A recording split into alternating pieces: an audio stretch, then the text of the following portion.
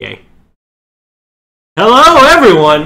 Welcome to the episode 1 of this podcast that doesn't have a name yet. The podcast where we talk about sports, video games, and other things. I am your host, Austin, and to my right... Well, yeah. ...is your other host. You're not going to say my name? No. Okay. So this is a great start. My name is Jordan. We have some things to do.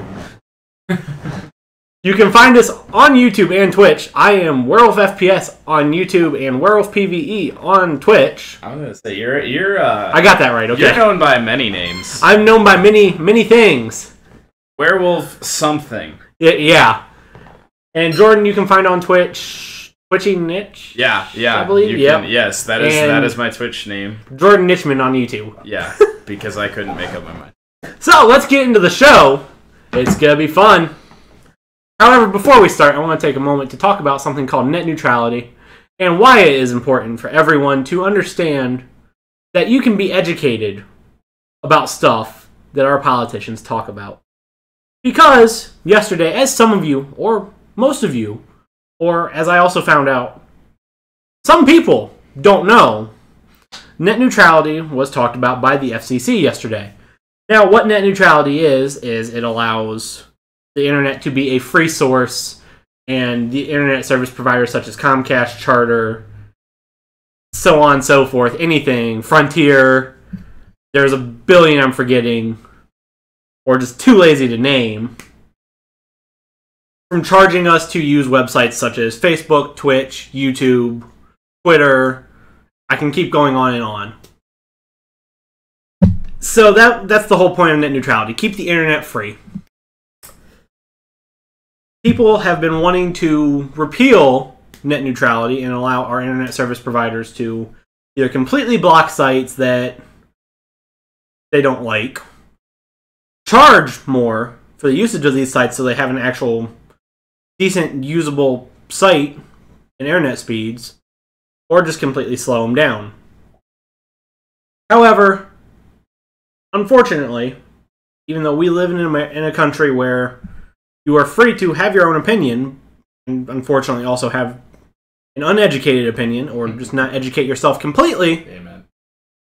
There were people who, A, didn't know what net neutrality was, or B, that the FCC was going to be talking about tomorrow. Now, we don't know the full details of what was said in that conversation that the FCC had behind closed doors.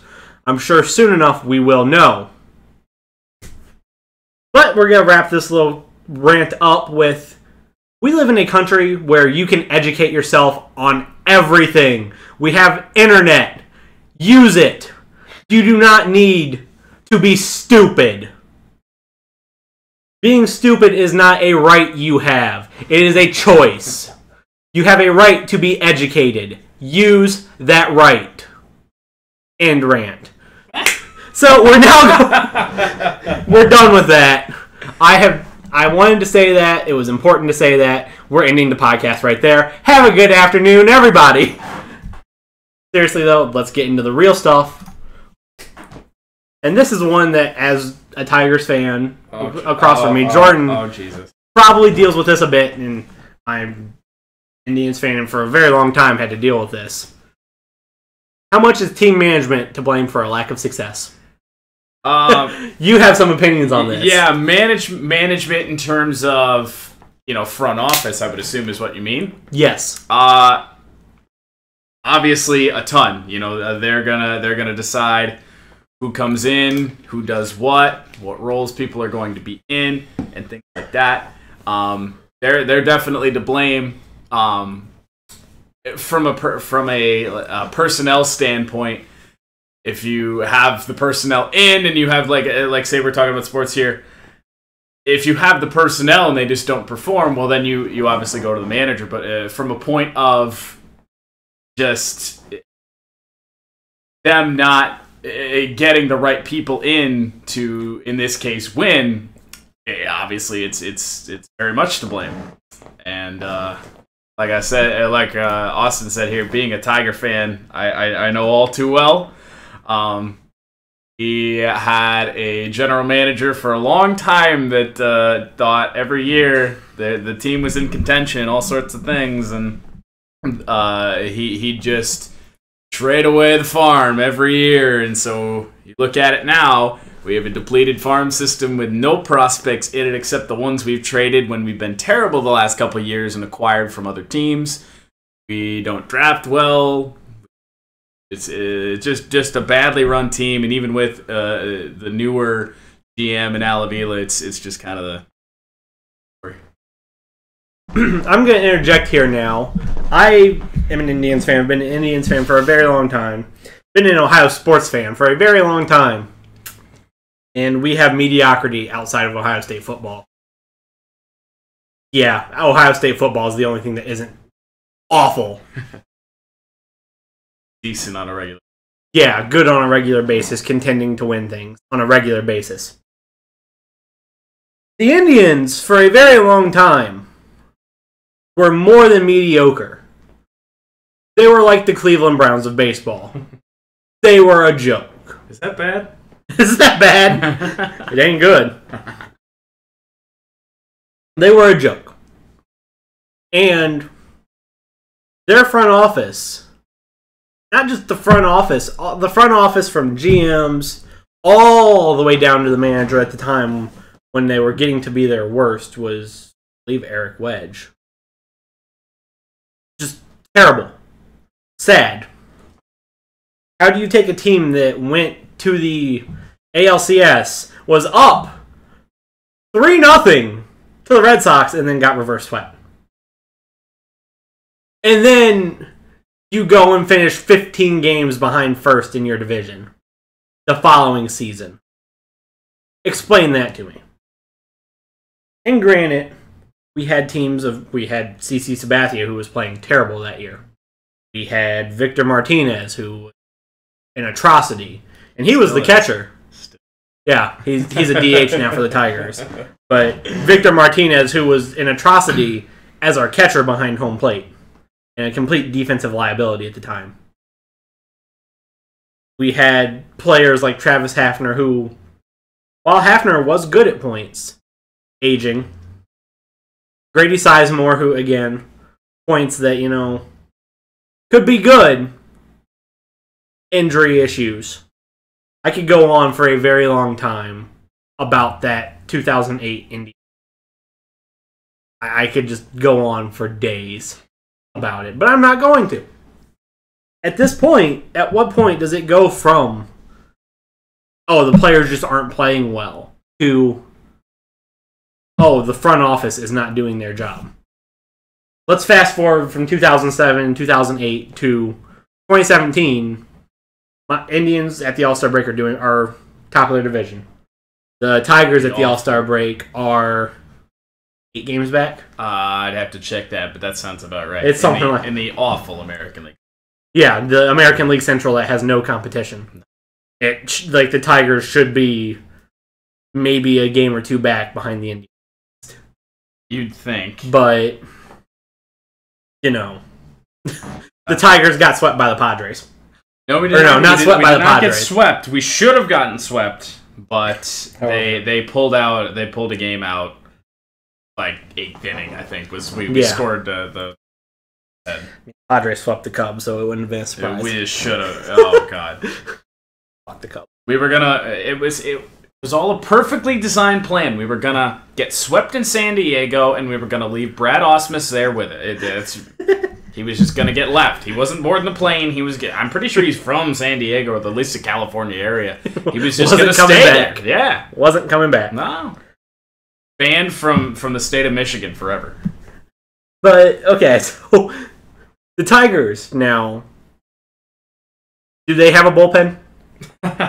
Is it an actual bullpen, or is it just a tire fire? It is. Well, they haven't had a bullpen since I've been a Tigers fan, and I think that goes back to like 05, 06, 05 when they were terrible, 06 when they went to the series, and they haven't had a bullpen capable of closing down games, like a rock solid bullpen the entire time I've watched them as hardcore as I do.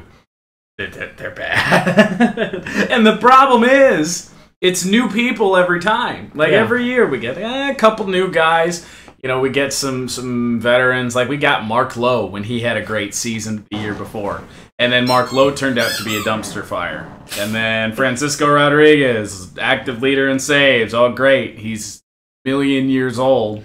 And then fell off in 2017. Tire fire, he's now not even with the Tigers. Yeah, he got released. Around the time we were going to leave Brad in San Diego. Yep. Bruce Rendon. Oh, boy. He was so bad early in the season that he got sent to Double-A baseball. Yeah. Or was it Triple-A? I believe I believe he did get sent to Double-A. Yeah, I'm pretty sure he got sent to Double-A at one point. The freaking Erie Sea Dogs or... The Erie Seawolves, yes. Seawolves, thank you. They, yeah, Bruce, the legend of Bruce Rondon just continues to, yeah, not even, like, it's not even just a plane crash anymore. Like, it's just, this guy went from being this, great 100-mile flamethrower, future closer. Then, I don't know if it was a year ago or 2 years ago now, he got sent home from the team, which doesn't happen very often. No, see it very often. That doesn't happen. And you see it almost less for this reason. The cited reason was effort level. Oh, yeah, I remember that. Yeah. That was, last year. They felt like he didn't try enough. And if you're a professional athlete, isn't the very first thing you should do is try?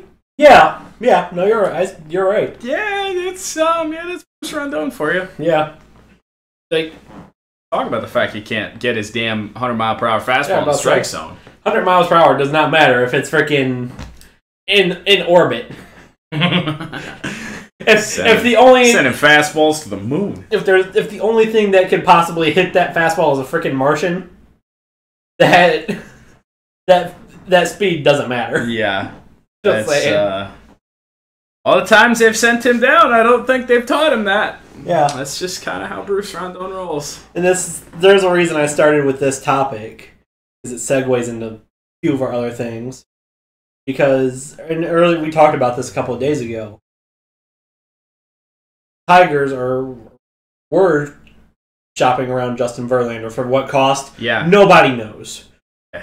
I've seen rumors saying that the Tigers will only trade Verlander for something of equal to or greater value.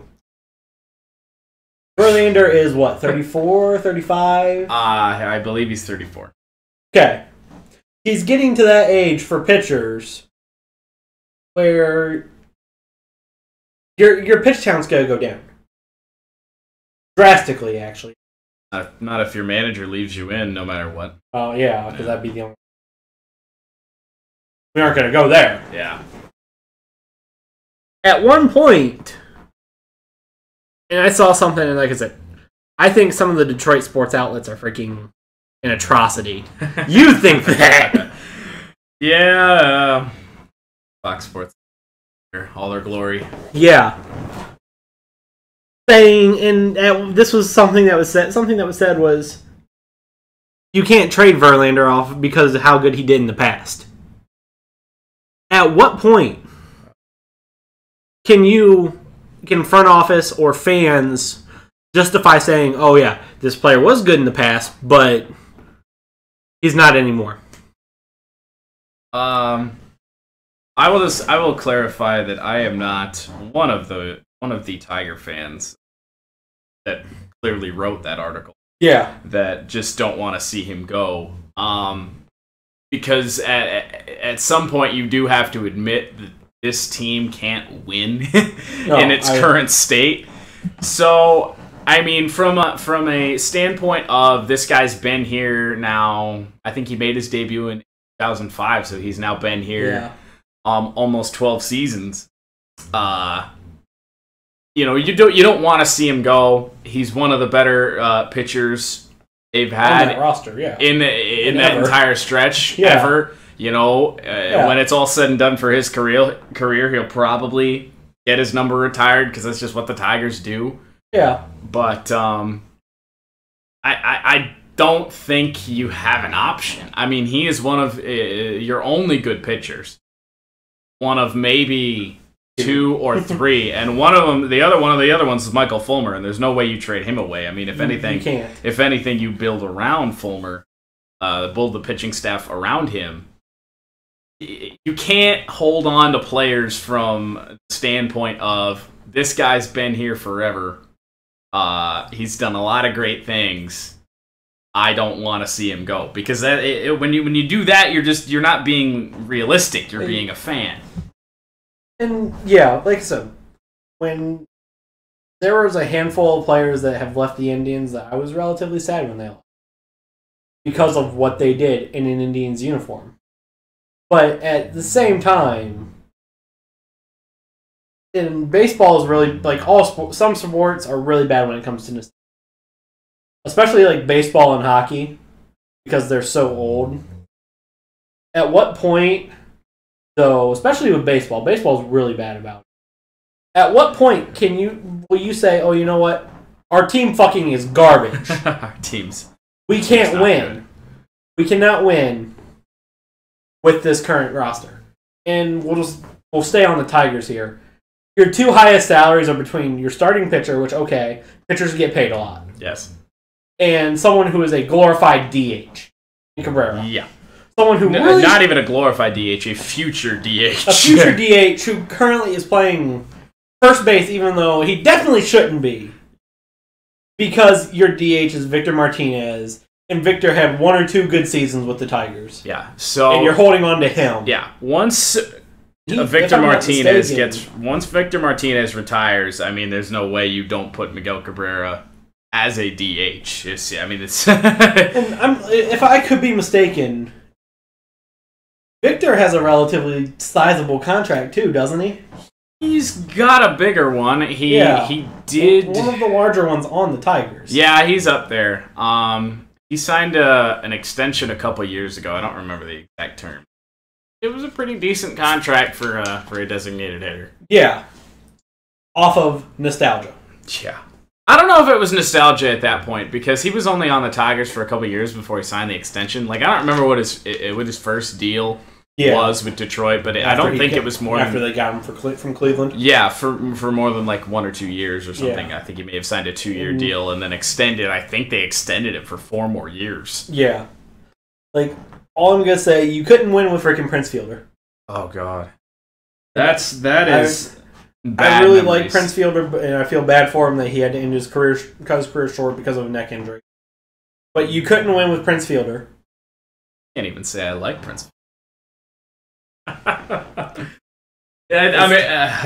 Debatable. I said I feel bad for him to end his career. I liked him when he came to Detroit. Yeah, there you go. Let's see, who else did you have? In that general time frame. Those 2 years you had Fielder. Or 3 years. I mean, he was there. That was when we had a really good starting rotation. Yeah, that was like 13, 14. That was like, anywhere from 12, 13, or 14. It was 12 and 13. When we had Max Scherzer and Rick Porcello, who wasn't all that good then, but turned into a Cy Young winner with Boston, and guys like we had David Price for a season, things like that. Yeah, all I'm gonna say, you had Fielder.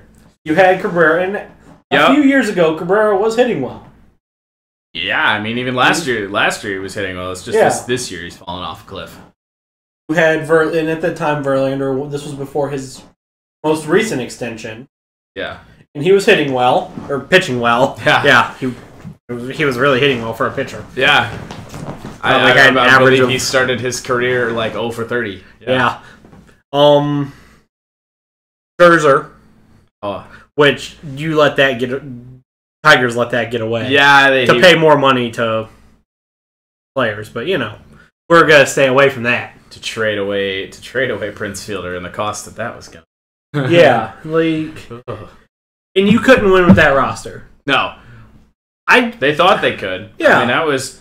Back then, we had to be one of the slowest teams in baseball. Yeah, you can't win when any time a ball is hit. The person on base can only, advance 90 feet. It was either hit over the fence or it was a single. Yeah. Unless you had someone who could actually run, which we had, like, nobody. Yeah. Like, I remember we had a season where I'm pretty sure we stole 30 bases. 30, 32, something like that. 30 bases in an entire year. Yeah. There are players that achieve that. Yeah. This is an entire team over 162 games. Didn't you have Rajai Davis that year too? Or no, that was... he would have been one of the faster players. Rajai Davis... They brought Rajai Davis to Detroit right when they traded a Fielder. Okay. And they were trying to get the team faster because they trade Prince Fielder for Ian Kinsler. So you bring in Ian Kinsler, who at that time had some speed. Yeah. Not so much anymore. Sign like Rajai Davis, who's one of the faster guys in baseball, and then all of a sudden you're like, hey, we got a couple guys that can run. They're looking pretty good. And then when they brought Rajai Davis in, that was when we still had Austin Jackson, who had a touch of speed then. Never ran, never stole bases, but he had speed. Austin Jackson annoys me at what he's at. Oh yeah, because he's on the Indians now, and like some of the shit that he swings at's freaking comical. He's done it his entire career. Like, and I remember seeing it when I was watching Tigers games, and I'm like, how is he swinging at? Yeah. And now he comes to the Indians, and I watch him like, why? Yeah. Why are you still playing? Yeah, he was never what the Tigers thought they were getting when they traded for him. Because he was part of the deal that sent Curtis Granderson to the Yankees. Oh yeah, I forgot you guys had Granderson. Yeah, we had Curtis Granderson, and we traded that away for Austin Jackson. I think we lost a couple other players in that trade or something else. I think it was a 3-team deal is what it really was. Just there are times, and it's easy for me as not a Tigers fan to just look at what the GMs do, and it's like, what are you doing? Yeah, for a 5-year stretch, I think we traded away everything we had. Yeah, like now you guys have no bullpen, and bullpen pitchers, good relievers and closers, are not exactly something that are easy to come by. Yeah, at all. Which is why we never traded for them at the deadline. Which is why we always traded for people like Price, who got put in the rotation. And I remember when we first got David Price, they were talking about there was some rumor that they were going to put one of our starters in the bullpen because we actually had like a full rotation at that time. Yeah, and they were going to put one of the starters in the bullpen, and then and also going back to the rotation, back when there was Verlander, Scherzer, Price, guys like that, Porcello. That's back when Anibal Sanchez was good. Wait. Yeah, when Anibal Sanchez was leading the league in ERA or something like that. I feel like Verlander would be the tail end of his career. I remember they talked about it, years ago when he was struggling and he didn't do anything. I mean, he was bad. I feel like Verlander would be a very good closer. Pull the John Smoltz, except later in his career. Yeah, I feel like because he's a decent starter. If he doesn't, give up 11 runs in freaking 4 innings. Yeah. Which, he's done that a couple of times this year. He's done it, 3 times against the Indians? He seems to blow up against Cleveland. I don't know what it is. No. I got nothing for you there. Yeah. Like 3 times against the Indians, 11 or more runs in 4 innings. Yeah, and he's done it a couple times, I think, other than that this year. Maybe like 2 against the Indians, 1 against somebody else, but yeah, he could be. Verlander's a good pitcher. He's either really good or really bad, and he's having his season doesn't probably look all that good. Wins wise, stuff like that probably doesn't look all that good because even when he pitches his mind out and has a great game and allow 1 run in like 8 innings, we get shut out. Yeah. I mean, that's been the 2017 season for the Tigers. Detroit's where pitchers go to die. Yes, specifically bullpen pitchers. The bullpen especially. Yeah, because going back once again to like 05 and 06, like think about all the people that we had in there in the bullpen. That was, I think, 2006. We had Todd Jones as the closer. Name from the past, and Todd Jones I forgot about that name. Todd Jones was Jose Valverde before Jose Valverde was a Tiger, which brings me to Jose Valverde. Let's say, here we go. Papa Grande. Dancing on the mound, 49 to 49 saves in the regular season, and then choked on some big-time donkey dick in the playoffs, and is legitimately the reason we probably didn't win a World Series in 2012. Base running didn't help. No, Prince Fielder's base running, but the base running entirely didn't help. Prince Fielder's base running was, I don't know how many times I've watched that since then. Just to see him fall flat on his face. Yeah. 5 feet before third. Yeah. And then just all the... Just imagine what was going... I don't even remember who the freaking third baseman was at the time. Against the Giants, right? Probably Pablo Sandoval. I just want to know, because that ball came from, like, right center. Yep. I just want to know, and I definitely don't remember who was in right field at that time. No. I just want to know what was going through, the third baseman's mind, which possibly Pablo Sandoval, before he got extremely large. He was still the Panda back then, but he wasn't he wasn't Panda Express. No. He wasn't the full restaurant. Oh, boy. And whoever was in right field at the time, I just want to know what was going through their head when you see Prince Fielder trying to come from first to third. Like, all I'm saying, if I was that right fielder, I would be laughing I wouldn't be able to throw the ball. I would be laughing too hard watching freaking Prince Fielder just try and sprint. I remember the time Prince Fielder got a triple in the All-Star game. Yeah. And you know, he was even surprised at himself. Like, he gets up and he gets off the ground, gets up off the bag, and he's like, "Whoa, what did I just do?" This will be the only time I ever do this. Yeah. I wonder how many career triples Prince Fielder had. Let's look it up real quick. Let me look this up. But yeah, what happened? The Tigers' bullpen has been bad for a very long time. Yeah, back to the original point. Yeah, it's been bad.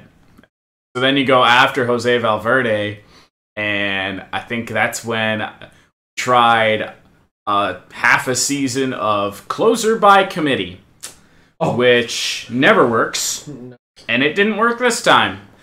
One, because management and all that were way too confident in what they thought the Tigers had, bullpen-wise. They're like, Joaquin Benoit, Phil Koch, they can get it done. Oh, yeah, I forgot about Phil Koch. Don't even. Here, I'm going to stop you on the triples real quick that Prince Fielder had throughout his 12 years. Your career, okay. 10. 10 career triples. He averaged less than one a season. How many of those were probably like... there was a mistake, but it didn't get ruled an error, so it actually counted as a triple? Probably a decent amount. Probably at least 50% of those. So, one that, a faster player would have gotten it into freaking home. Yeah. It would have been an inside the Parker for anybody else. The ball got, kind of stuck between freaking the ground and the fence. Yeah. Got caught in the ivy out in because Wrigley. A lot of his because he played with the Brewers for a very long time. So Wrigley. The majority of his career, he was a Brewer. Yep. Other than the 2 years he was a Tiger. 2 years in Detroit, 2 or 3 years in Texas. A year in Texas, I think. 2 years. I think he only played one full season in Texas. Yeah. Because he got injured last year, and he had to retire last year. I think he played one full season before that happened. I might be wrong. He might have only been in Texas 2 years. I feel like we've had Ian Kinsler. I think this is going on year 4 now. Yeah. So he must have had one full season in Texas where he actually played, because I remember he had an injury his first year in Texas and hardly played. Yeah. And then he came back, I think, for the second year in Texas, and then last year he got. Yeah. Yeah, that's actually exactly how I'd say so. We beat the topic out of this. The Tigers bullpen sucks. Yeah. And it doesn't look to get any better, unfortunately. Well, depending on who's saying unfortunately. I was going to say, it's very fortunate for you. Yeah. Because the Indians bullpen at times isn't much better. Other than Andrew Miller. And I was going to say, you guys at least have a reliever that's Yeah. A reliever that made the All-Star team, which doesn't happen very much. I mean, there's not many, especially because they don't use him as a closer, do they? No. They use him as a setup guy.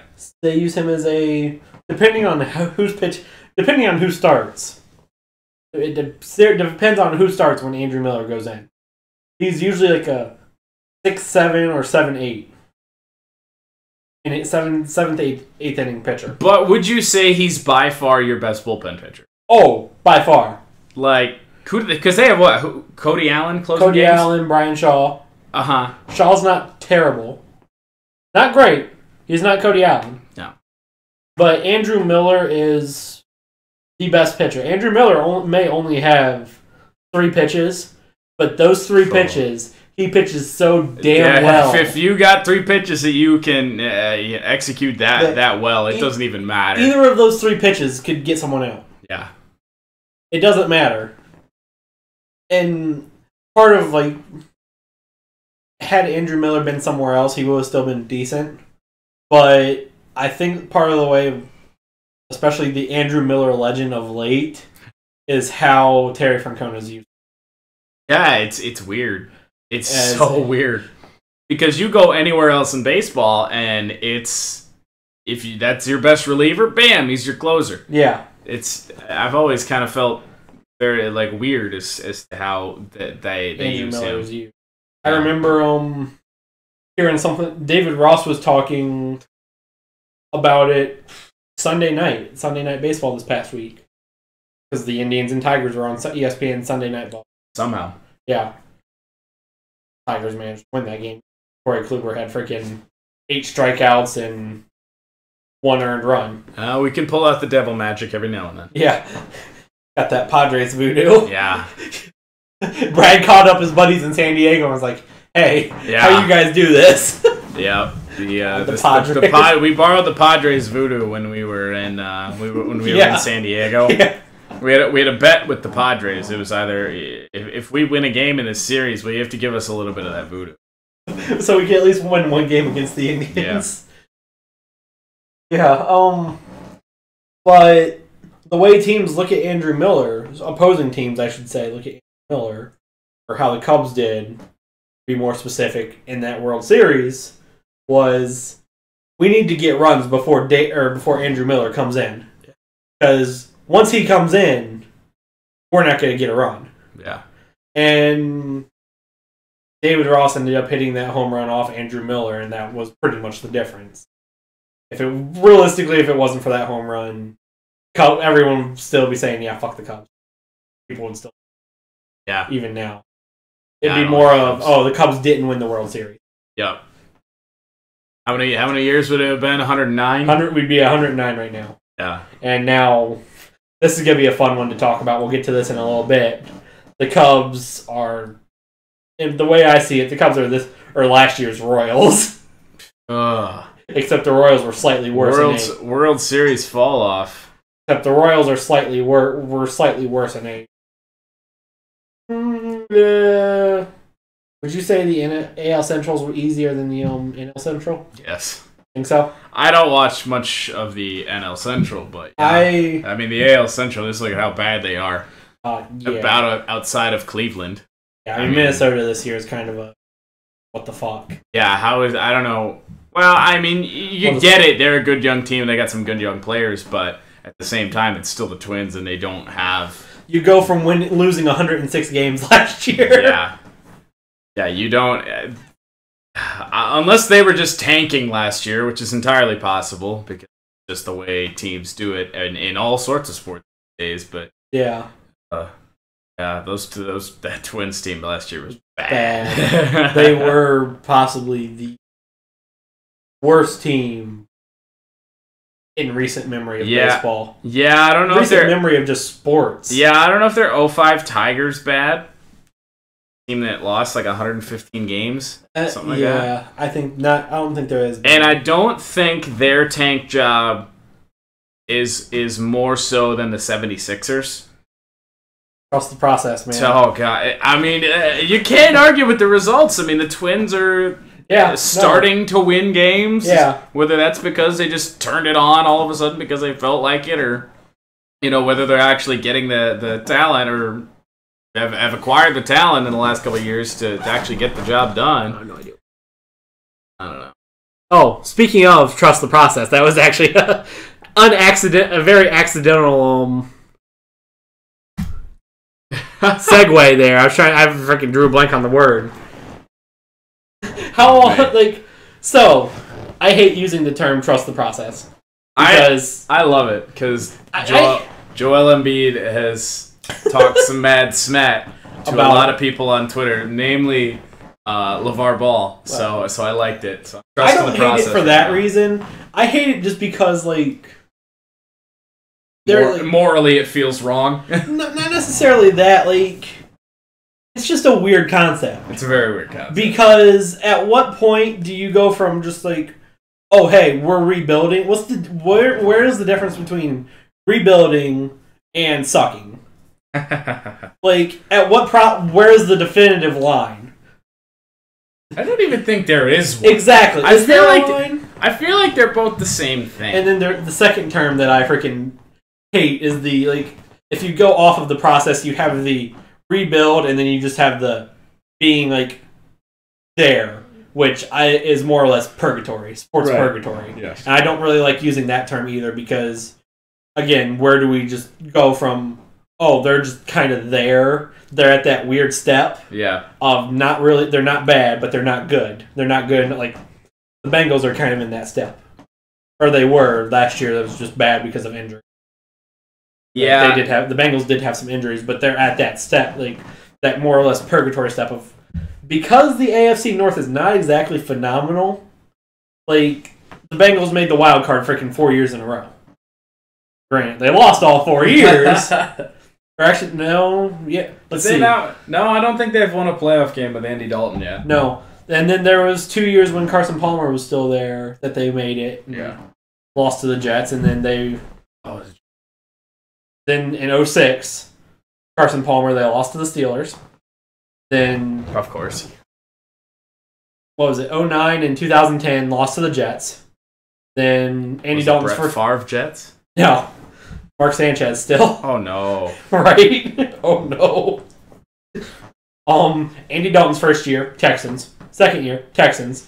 Third year, Steelers. Fourth year, Steelers.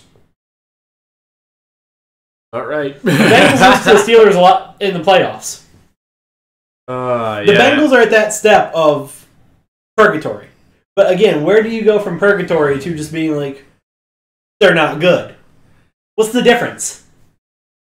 There may not be one. Exactly.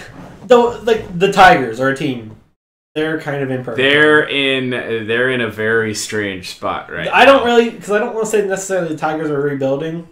They need to. They need to. They just need to be we need to rebuild. But they're trying to be in that second step of fucking purgatory. They tried to do their rebuild on the fly, or what did they call it? Reloading. They called it reloading, not rebuilding. That term, that term annoys me. Oh yeah. That term is used a lot in college football. Alavila, man, I don't like. That's another term. I feel like that term is just we don't want to admit we're gonna be bad. That's exactly what it. Well, that's how I feel about that term. How they wanted to use it is they wanted to kind of relay to the fans. They were like, we think we have a team that can win, just not this year. Exactly. So they're like, we don't think we need to completely rebuild, which they should have done last year because this is now 2 years. Somehow we only missed winning the American League Central by a game last year or something like that. It's because the Indians kind of... Once Indians starting pitchers, once the Indians got down to freaking 3 starting pitchers and Andrew Miller... And then Michael Brantley got hurt.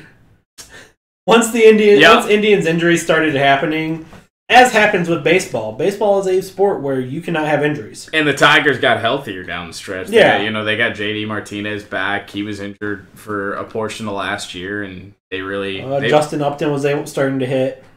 Yeah, Justin Upton went from Justin Upton crawled out of his hole. From a sub 100 hitter to 300. He was bad. He was bad, and you knew that, like, because you saw him with the other teams that he played for, and you're like, this guy can hit. Yeah. And the worst part about the whole Justin Upton thing was, and Fox Sports Detroit once again. Oh, God. Take the stick. Oh no. Kill me. Fox Sports Detroit, yeah, the entire season was just, he's just having problems seeing the ball in the American League right now, and I'm just thinking, it's the same damn ball. Pitchers might be different, but at the same time, a good hitter just doesn't not see the ball because he's in a different league. Yeah. No, I mean, he was in a prolonged slump. Yeah, say, back to Prince Fielder. He was in the NL Central for majority of his career. Then he came to the Tigers, and he played, other than the fact he couldn't run, played decent. Played pretty well. He came from the National League to the American League, and he was able to see exactly what Justin Upton did. Switch leaves. And Fielder was able to see the ball perfectly. Yeah, he saw it pretty good. He hit the ball pretty good. Even go back to Miguel Cabrera. I mean, he came from the American League, and what does he do? National League. Yes, National League, coming to the American League, and he what does he do? He hits a home run on opening day. He saw the ball just fine. Yeah, it's just that excuse was comical. He's not seeing the ball well. Oh yeah, they make excuses for everybody. It's like when they tried to. I don't remember. I think it was Bruce Rondeau. Not to go back to that awful bull.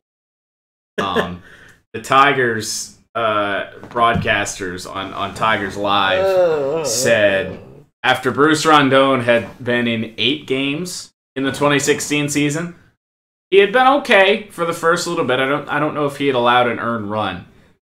He probably allowed one, just knowing Bruce. He'd been pretty solid. Then game 8 and everything falls apart. I'm pretty sure he allowed 5 or 6 earned runs in one inning, which is amazing. I can't even believe that Brad allowed him to stay in the game that long. But Tigers Live postgame says, he's been solid all year. I'm going to give him the benefit of the doubt. And they were literally talking all year as a 7-game sample size up until this game. He's pitched 7 great games, but this 8th one sure did suck. This 8th one was pretty bad. Yeah, but no. That's what they should have said. Was okay. This one sucked. I'm gonna give him the benefit of the doubt. He's been solid all year. 7 games. You're using 8 games. 7 out of the 8 as your sample size. What? Yeah. Come on now. He hadn't even been with the team 2 weeks. I don't think. He'd been solid all year. So back to sports purgatory and the process. Yes. Let's see. Let's look at some other teams that are in sports in the purgatory of they're just there. Lions finally got out of it. Yeah. They probably wouldn't be surprised if they go back in it soon. No, just no in terms of Lions history. Yeah. Let's see. I'm trying to think teams from the NBA. I don't watch NBA a whole lot. I feel like the entire NBA is in purgatory. Pretty much. Because other than the Cavs, the Spurs, and the freaking Warriors. Yep. Just because of the way the NBA, yeah. I mean, Cavaliers have a clear shot every year to, at the very least, the Eastern Conference Final. It's just there's no competition. Yeah. It's straight through. And now they've got Boston, which had a good season last year. I don't think Boston freaking got blown out of it. That's all I'm gonna say.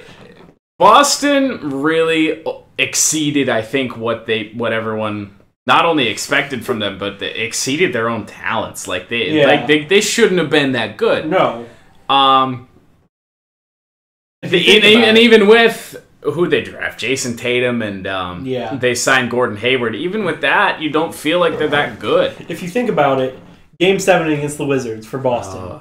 If it wasn't for freaking Kelly Olynyk's freaking miracle of a game with 30-some points and whatever else was on his stat line. Can't remember now just because this was freaking a month and a half ago.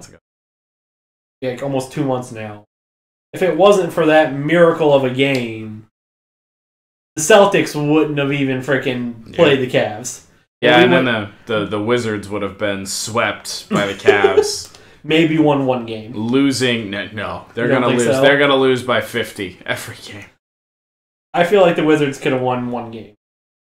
I mean, I was surprised when Boston won a game, but they changed how they played freaking basketball because they didn't have Isaiah Thomas. That's right. Which, I mean, helped them win one game. They played better without Isaiah Thomas. Yeah. I mean, they still lost by freaking 20 in Game 5. They still got blown out in Game 5 at home. Yeah. Well. Because, LeBron hates Boston and every chance he gets to freaking... That's why I feel like the Cavs didn't win anymore. I feel like a lot of people hate Boston. Yeah, probably. It's easy to hate the Celtics. Oh, God, yeah.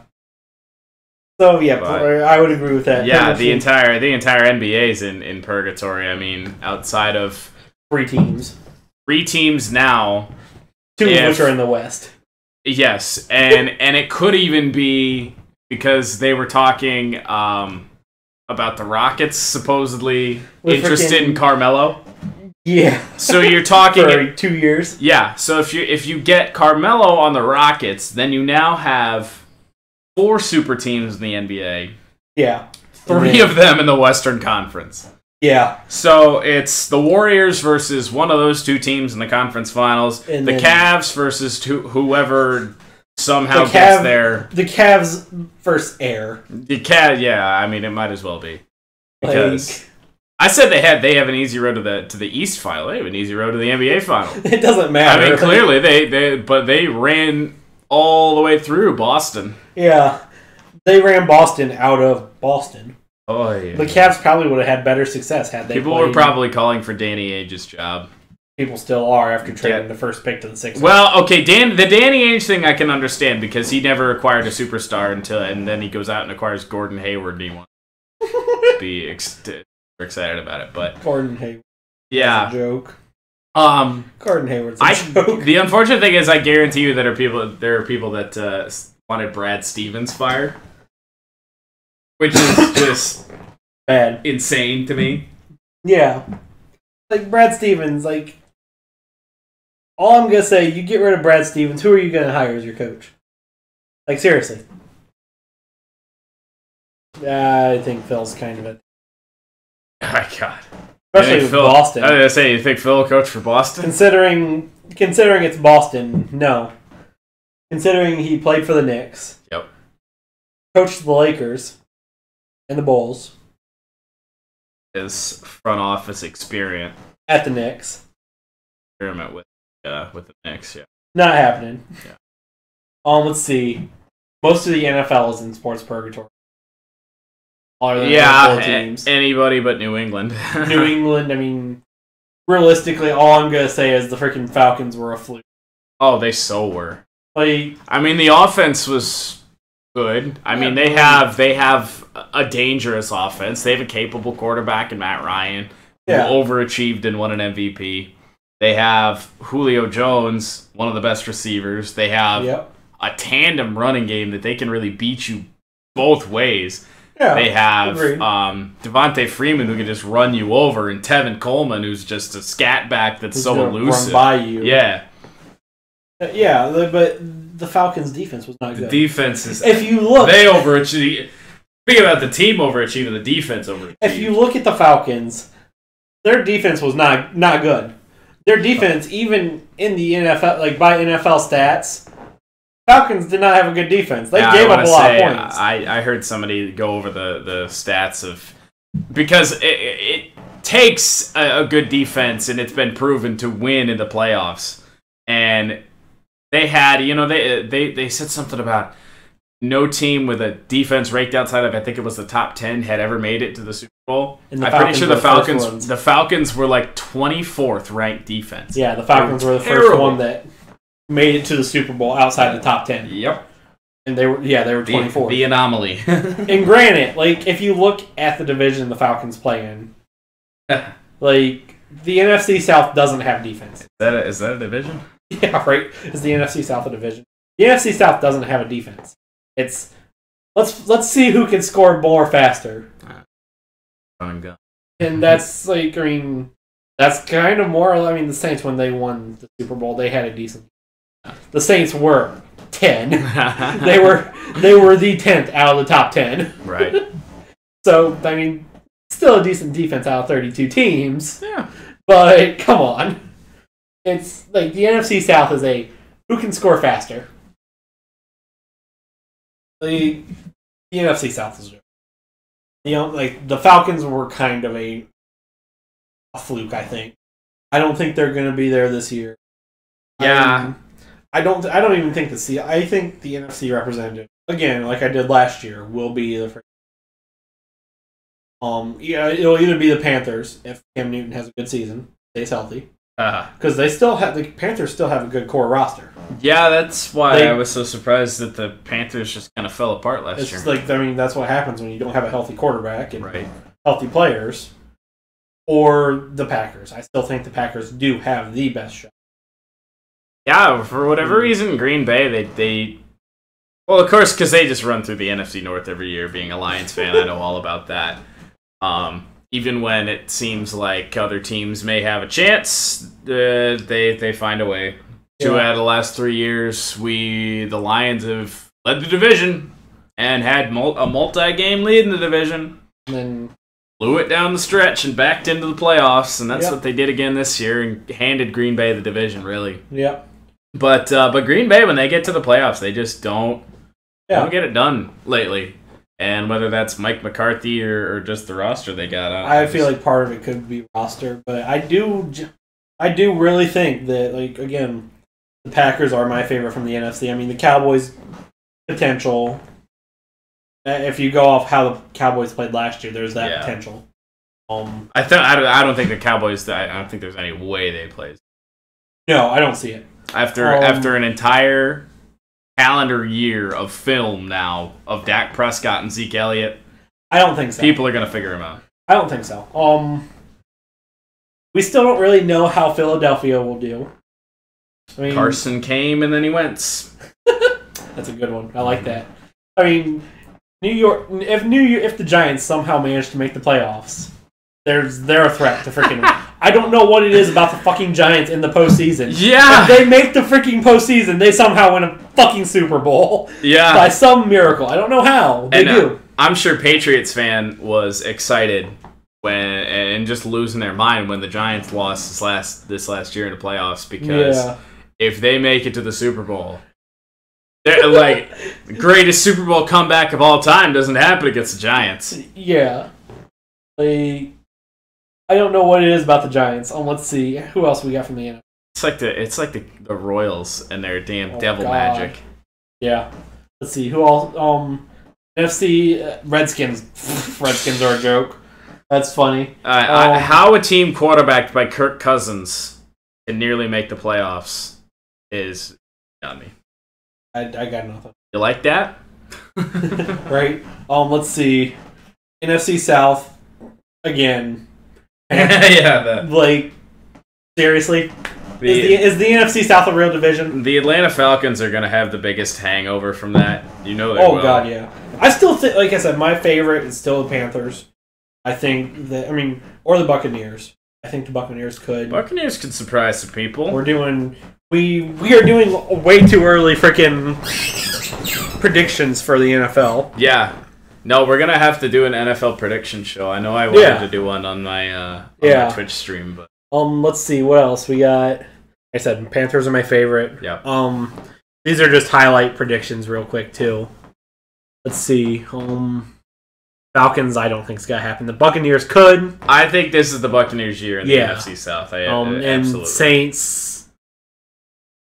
I don't think good old AD is going to save them. A running game, that's not what that team needed. They needed a team around the offense. They needed a defense. Need more offense. Getting Adrian Peterson's not going to help. And you have Drew Brees. And taking potential plays away from Drew Brees. Yeah. If anything, you can't have a superstar at both positions. Get rid of the running back and just put another wide receiver back there behind next to Drew Brees. Run everything out of the shotgun. Let Drew Brees throw the ball 200 times a game. And that's why Drew Brees throws for like 5,000 yards every damn season. Because he's the offense. They have no running game. Let Drew Brees throw freaking 200 every play. Yes. The Saints run, 90 plays a game? 100 plays a game, something like that. Let him throw all 100. Actually, let him throw 99 of them. Let him throw 99 of them. Throw a run play in there midway through, at the beginning of the first half. Yep. Or at the end of the first half. Inside zone. Yeah, inside zone when you have run into the line and just kind of hope you gain a couple yards. Yeah, they'll have whatever defense will have freaking a prevent D back there for Drew Brees. I figured it out. 99 plays are gonna be passes. The 100th play is going to be a quarterback sneak. Yep. You'll have a prevent D, and then Drew Brees just freaking runs for 60 yards. It's a 60-yard rush. And they'll be like, wait, what? I want to try that in Madden now. Close game, prevent defense, last play of the game, quarterback sneak, see if I can run it home and get the blocks. You would get some decent yards out of it. It would have decent yards, yes. You'd have a lot of time for people to set up blocks behind you. Yeah. That could work. If we figured out how to win Madden games. Yeah. Win football games in general. Right? Let's see. So there's the NFC South. Yep. We already went through the East. Yep. North went through the West. My predictions for the North are a little bit different than yours. But it may be as a Lions fan. It may be being a fan, but I don't think it is. I don't think Green Bay improved, and I think the Lions did. I mean, they did get Martellus Bennett. Yeah. But I think the Lions are finally gonna erase 60 years of terrible history, and they're gonna win a playoff game this year. They're probably not gonna win the Super Bowl, because let's be honest, New England's gonna win the Super Bowl. Yeah. For your sake and your sanity, I hope they do. But I don't see it. I literally bought a shirt at Meijer the other day. Oh God. Yesterday, in fact. Okay. That says, I just want, or come on, Detroit, I just want one before I die, with the picture of Lombardi Trophy on it. I'm not kidding. They have those at our Meijer right now. Really? They're beautiful. Yeah. That's and I'm like, this describes me as a sports fan more than any other shirt that I've ever seen. I must have it. Not your freaking, Ian Kinsler Red Wings jersey? The Brandon Inge Red Wings jersey. Not that one. No. That, I want to know who fucked that up. I should wear that on stream today. I want to know who fucked that printing up. I don't even know if it's somebody fucked it up or somebody loved Brandon Inge so much that they made that custom. How would you spend money on that? I don't know. That's how you know you make too much money, that you can make Brandon Inge Red Wings jerseys. Because I didn't think Brandon Inge was that good, was he? Now see, I am one of the very few people, and this is almost kind of half why I bought the jersey. I bought it on eBay, just so you know. I was not the original owner. I know the story jersey. Behind this one. Yes. I am one of the only people that liked Brandon Inge up until the very end. Okay. Throughout his whole career in Detroit, I mean, he was what Andrew Romine sort of is now, but I think he was a little bit better than Romine, and he played a little less positions. You know, when he got drafted, he was a catcher, and then he got moved to third base when we got Pudge Rodriguez, and then when we shipped Pudge out of town, he was our catcher again, and then he played outfield for a little bit. Yeah, I remember him being like a freaking utility player. The only thing, I mean, that's what really Brandon Inge should have been, was a utility player. The problem was, for 11 of his 12 years, or how many seasons he played here, that's not what he was. He was a starter wherever he was. Yeah. The year that he was a catcher, he was our backup catcher behind Pudge Rodriguez. Yeah. And then we ended at third base. Yeah, started at third base. We didn't have a backup catcher. I think we traded it, or Vance Wilson, I think, was our backup catcher at the time, and he got hurt. And so we needed a backup catcher. They put Brandon Inge back there, and then he ended up being our starting catcher the rest of the season because we traded away Pudge. But I mean, he just did everything. Yeah. Defensively, he was great. He never really figured out the bat. But I was one of the few people that kept Brandon Inge. I wanted to keep him on the roster, and even when they released him, it was just like it was another one of those things where it's just kind of sad because at that point, believe it or not, he was the longest tenured Tiger. Yeah, it was him and Justin Verlander. I mean, that was it. It was those guys, and that I do remember. I didn't want to see Brandon Inge go. So yes, back to this jersey. I don't know. I just don't know. I would love to. I better go back in my email history, my eBay history, or something. Ask the original seller, like, why? What was the story behind this? Where did you? Like, I know, like, you bought it on eBay. Yep. It's like out of like a novelty thing. Yes, that's exactly what it was. And like, it was so interesting. I couldn't not buy it. Yeah, one of those things. Yeah, like the drinking horn that you bought on Prime Day. That is being delivered to me today. Nice. I am so excited about that. I don't care how much they are anymore. I just need to fucking order one when I get home from work tonight. These are they are. I was looking at it. It is the Das Horn drinking vessel. It is called. It is the most beautiful thing on earth. It's been in my wish list for a long time. And just literally a couple days ago on Prime Day, it was like $10. I was $14. I'm like, this is the time. It's happening now. I want this. Das Horn is coming home. Horn. Das Horn drinking vessel. Some of the Amazon reviews. Oh, I'm sure they're fantastic. Guys, I'm going to read an Amazon review here on podcast. Oh, great. One of them was the great. yet to be named podcast. Yes. We'll come up with a name after the fact. Hang on, let me find it. Oh, here we go. Here it is. I'm going to leave the name out of this. This is a very, very long read. Oh, boy. I'm going to actually synopsize from this. Where do I want to start? It was a quiet night, a lot like this, when I poured my first beer into... This person wrote a freaking essay. Poured my first beer into Das Horn. I took a few sips. Man, the beer tastes way better in this. However, all of a sudden, I hear a bunch of pounding on my door. Of course, I opened it, and there were a ton of beautiful women at my door waiting for me.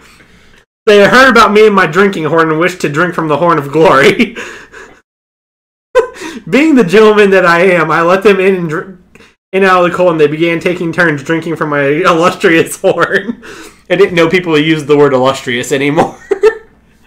I didn't know people... I figured there were people who didn't know what that word even meant. Oh. However, this soon was interrupted by another knock at the door. I thought it was the cops since we were being loud, but instead it was DJ Khaled. It keeps getting better. It keeps getting better, believe it or not.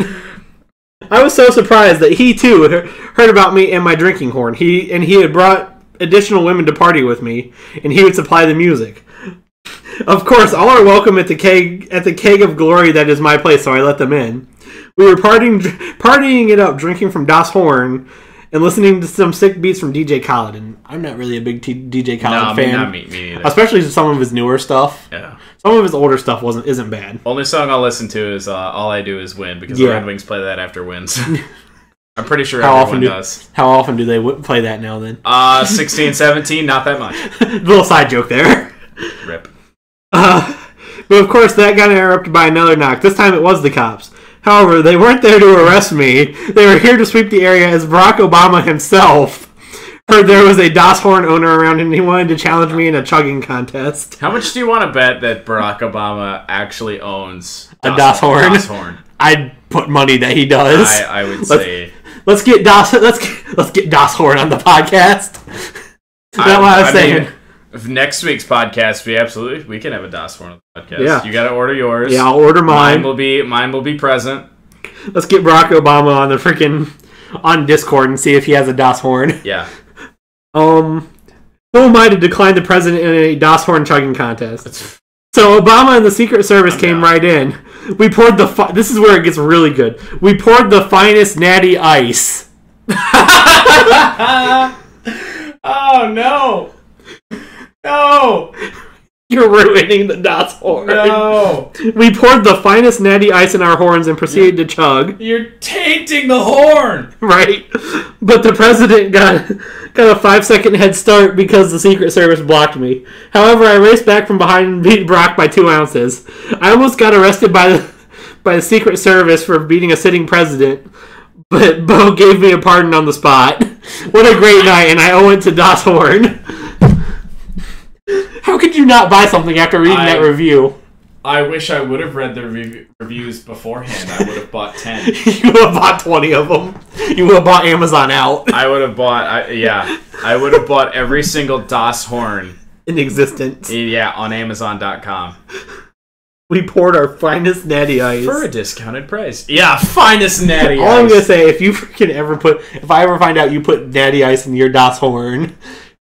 My Das Horn will have exploded. Yeah, your Das Horn will. I feel like the Das Horn would explode. So there we go, guys. That's a review of Das Horn. If that doesn't make you want to buy Das Horn, you're not a real human. By the way, we have breaking MLB news. Oh, perfect. I was looking for breaking news. MLB news on the podcast, and it's pretty big. Okay. We have the first blockbuster trade in MLB. Of the year. It is not the Tigers. Okay. It is the Cubs. Okay. And the White Sox. You don't hear those names in the same sentence too often, unless they're playing each other. Cubs get left-handed pitcher Jose Quintana from the Chicago White Sox for outfielder Eloy Jimenez, Pipeline's number 8 prospect. Jimenez is right-handed pitcher Dylan Cease. I'm going to stop you real quick for 1 second. Please tell me it does not say cash considerations or player to be named later.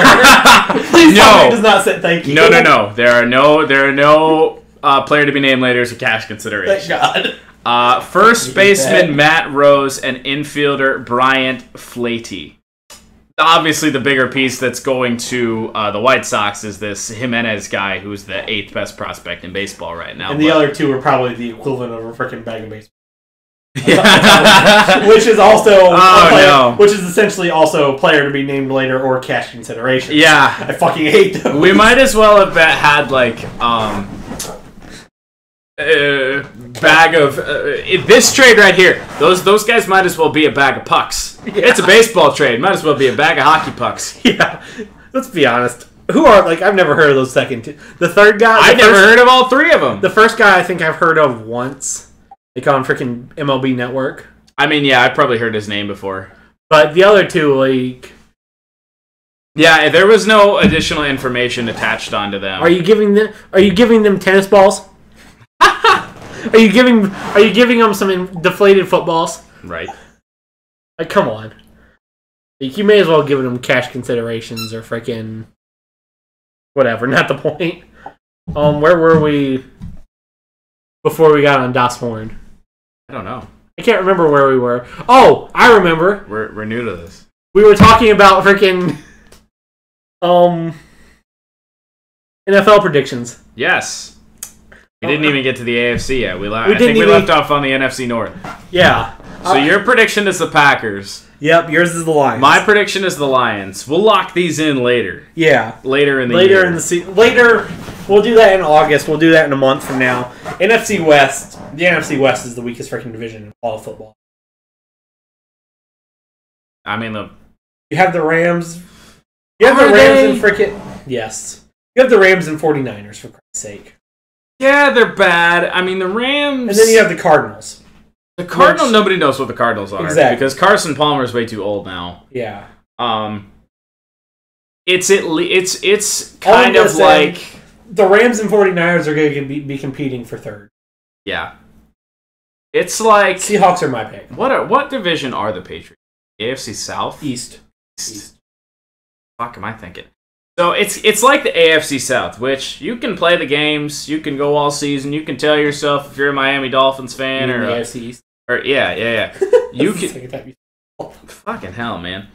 Yeah. So yeah, AFC East. I have it in my brain now. So it's like being a Dolphins fan of that division, you got no shot of winning anything.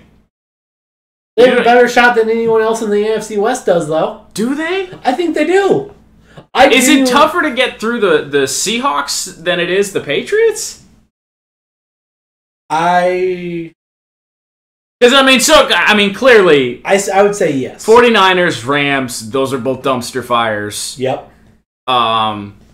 Arizona, nobody really knows. They got good coaching. They have an aging but veteran quarterback. And they have one of the best running backs in football. I think that any team in the AFC East would have a better chance of winning the AFC East than any team in the NFC West would. That is probably true. I think the Dolphins, if they relocated, if the Dolphins relocated to frickin' LA, get a third team in there. Yeah. Then maybe. But my pick for the AFC or the NFC West. Who do you got? I think Seahawks. Seahawks still too. Not even because, like I said, I think I think the West is the easiest division. I think the Seahawks will probably sweep their division, or at least the Seahawks will at least win 4 out of 5 or 5 out of 6. I don't know, man. Them Rams, they always find a way. I think they'll win 5 out of 6, or they will lose only 1. The only game I think the Seahawks might lose in their division is at Arizona. Yeah, that's the only game I give them even a shot of losing at their division. Yeah, because there's no way. The 49ers are just still so bad. Who are they going into the season with their quarterback? Unknown. Blaine Gabbert? I still think, I think it's Blaine. Blaine Gabbert?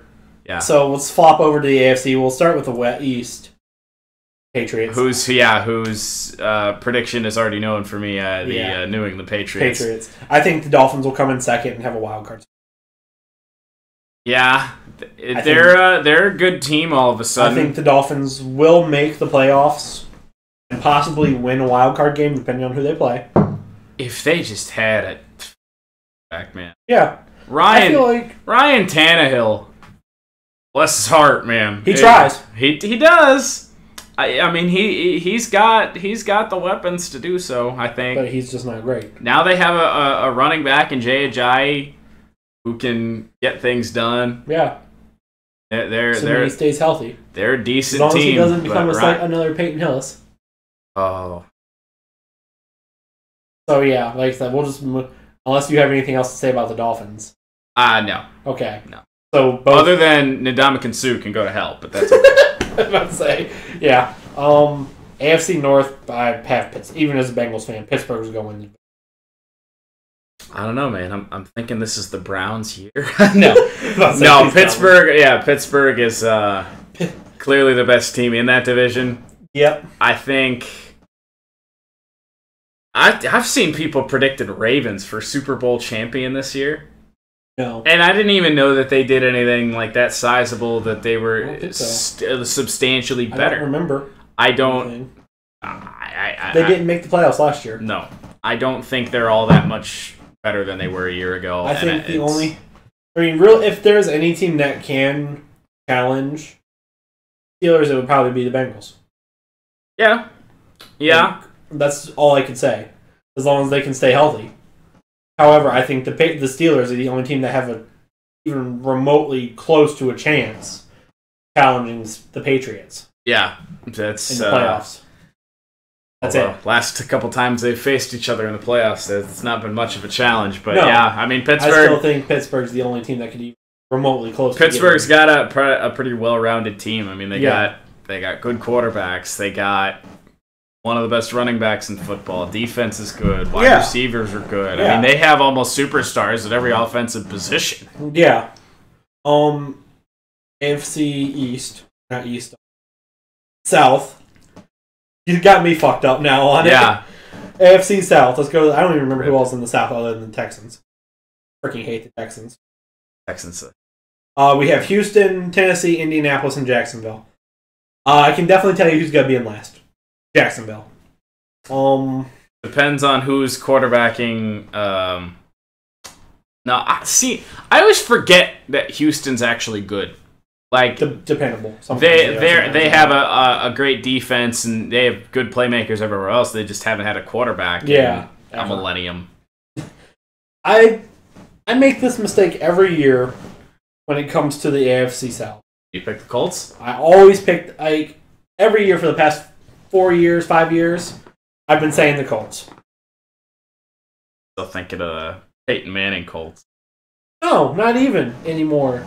Andrew Luck. I mean, they're a team that you look at and they're like, on paper, this team can win some games. Yeah, and then every year they lose. Something happens. Yeah, they either injuries or they just can't get it done. One of the two. Andrew Luck gets hurt. They run inconceivable fake punts. Yeah. They do. So this might be the first year. This is the first year, and I will probably flop on this in a month by the time we get to freaking our official predictions. Right now, early, I'm saying Houston. I can't say Houston because I am not a big fan of Sean Watson. I don't think he's as good or going to be as good as everyone thinks he will in the NFL. I will go with the Colts for now. That is my way too early pick. And then you also have the fact that Tennessee could possibly. Because, I mean, Tennessee... Mariota, all those guys over there. Actually, I'm already switching mine. I'm saying Tennessee. Titans. I'm already switching mine. I'm saying Tennessee. And I'll probably switch between the Colts, the Titans, and Houston. I'll stick with Indy for now, I think. Yeah. By the time we get to actual predictions in a month, I will probably switch again. Oh, yeah. And then rounding out predictions, let's go to the AFC West with Kansas City, Oakland, Denver, and LA. LA is finishing at the bottom. Already calling it. Yeah, the other LA team. The Chargers. We gotta get used to this. The Chargers are finishing at the bottom. Oakland's my win. Winning the West. Oakland looks really, really good. Yeah. And I think they're going to be the team that I think Pittsburgh's probably going to make the playoffs, but I think they're going to lose. Yeah. Whether it be to Oakland or somebody else. My AFC Championship game right now would be Patriots, New England, and Oakland because those are the two best teams, I think. Oakland was good last year. If you're a Raiders fan, how upset are you last year when you guys had a great season? Derek Carr gets hurt. You're stuck with Connor frickin' Cook in a playoff game. Freak injury too. Mm-hmm. Freak injury. Oakland is my pick to win. If any, and I could see maybe Denver's not going to do anything. Yes, Denver finished 9-7 last year, but again, Denver was 3 games back of Oakland and KC. Yeah. Kansas City will probably make a wild card spot. I hope they do. I like them. I've always liked Andy Reid. I think Kansas City could make a wild card spot. Other than that, Oakland's probably going to win. I don't know. Felipe Rios in LA, man. He could rally the troops. So there's that. We aren't even going to get to freaking NHL or NBA picks because we might as well. Yeah, I mean, we're going to hold off on those because they're still 2.5 months away. Yeah, we just finished those. Second half predictions. Actually, we'll do that at the end. We have a few other things I want to talk about. Let's go back to when we were talking about the process. How long should a fan trust the process, in your opinion? I just want to highlight this real quick because we forgot to get to that. As it goes on, it becomes more and more difficult. If the Lions front office tried to sell me that they were just trust the process. Yeah, trust the process for 60 years. Yeah, try doing that. At what point is it like what we were talking about? When does it become trusting the process or whatever, or you're just bad? Yeah, that's why I don't, especially my three, because we'd also said reloading too. Yeah, my 3 worst or least favorite terms in sports when it comes to just rebuilding more or less, or just team management is reloading, because I think reloading is the team saying, we're not surrendering, but we should. We're gonna be bad, but they don't want to say we're gonna be bad. It's their way of working around. Hey, we're gonna suck this year. Yeah. sports purgatory, because where is the line of you're at that point of like you just need a couple of pieces and then you'll be good? Oh. And you're just bad. And then trust the process. That phrase of the process. Like, I thought number 3 was a player to be named later. Oh, God. Yeah, we'll get to those. Player to be named later in cash considerations. I wonder if there's like a document or an article somewhere of the greatest player to be named laters. We'll get to that for next podcast. Oh, God. We'll get to that for next podcast. That'd be I could go on brilliant. I have to be at work at 2. I could go on for hours rambling about how much I hate the in trades, player to be named later, or cash considerations.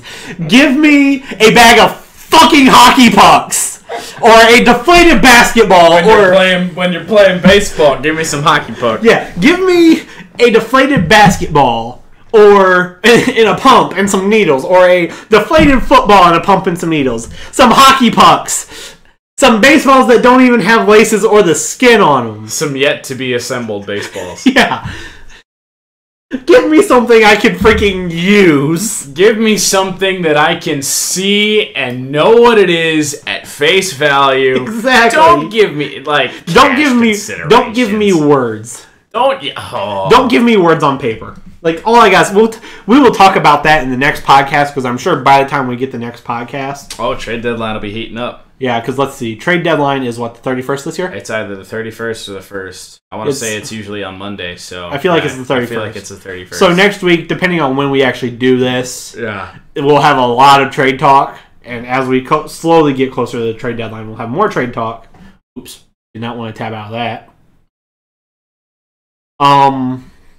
So we'll get to stuff like the trade terms of cash considerations and player to be named later. But no, just when it comes to team building, purgatory, reload, and trust the process. I hate trust the process because it's where's the line of we suck and we're rebuilding, and how long do you let it go for? So I posed the question, and you guys in YouTube, like if you're listening to this on YouTube, I'd love to see you guys in the comments there. How long should you be? Are you okay with trusting the process? Like, how long do you think is okay for a team to say, yeah, trust the process? Well, I mean, how long have the 76ers been bad? They've been bad a long time. Yeah. How many years would they say they've probably been in this process? It's hard to say. But I think for the maximum, if that is what the front office of your team decides to do, is just suck suck until they get good. And they picked the worst league to do it in. One of the worst leagues to do it in. Like, if NFL teams tanked like this, you're guaranteed. Yeah. It's like, if you go out there and win one game in a season, if you don't win any games this season, pull an 08 Detroit Lions there, but if you don't win a game, you're assured the number 1 pick. They're in the NBA. They have the lottery. Yeah. You don't know. Yeah. Or look at the Oilers. The Oilers had a trust the process for a while. The Oilers. The Oilers trust the process. Gary Bettman was in their back pocket. Bettman was their process. Ah, Jesus. I mean, granted, all of those years, the Oilers were bad. How did they get a number 1 pick all them damn years in a row? 17 in a row. Sucked. No, I went on I might still have the stream or the YouTube video somewhere. I was playing NHL 16 or 17, and I was streaming at the time. This was when 17 came out. Oh boy. Last fall. 17, it was back in September when 17 came out, and I was streaming in NHL 17 at the time. And someone said something to me about it, and I went on this rant, because as a Coyotes fan, and by extension at times a Blue Jackets fan, right? Other than the one year the Coyotes went to the freaking Western Conference Finals and then lost to the Kings, the Coyotes have been mediocre or bad at best. Mediocre at best. Entire history. Yeah, for a very long time, other than a handful of years. Mediocre at best. And 17 years in a row, the Oilers get the first pick. Right. Explain that to me. You're telling me they were so bad that they had an over 50% chance of winning the lottery. Right. And then what do you know? Except for 17 years. And then what do you know this year? Eventually, it did finally pay off. This year, I mean, Edmonton's long out of it. They're not even in discussion for the number 1 pick. Guess what? It doesn't go to the worst team. Yeah.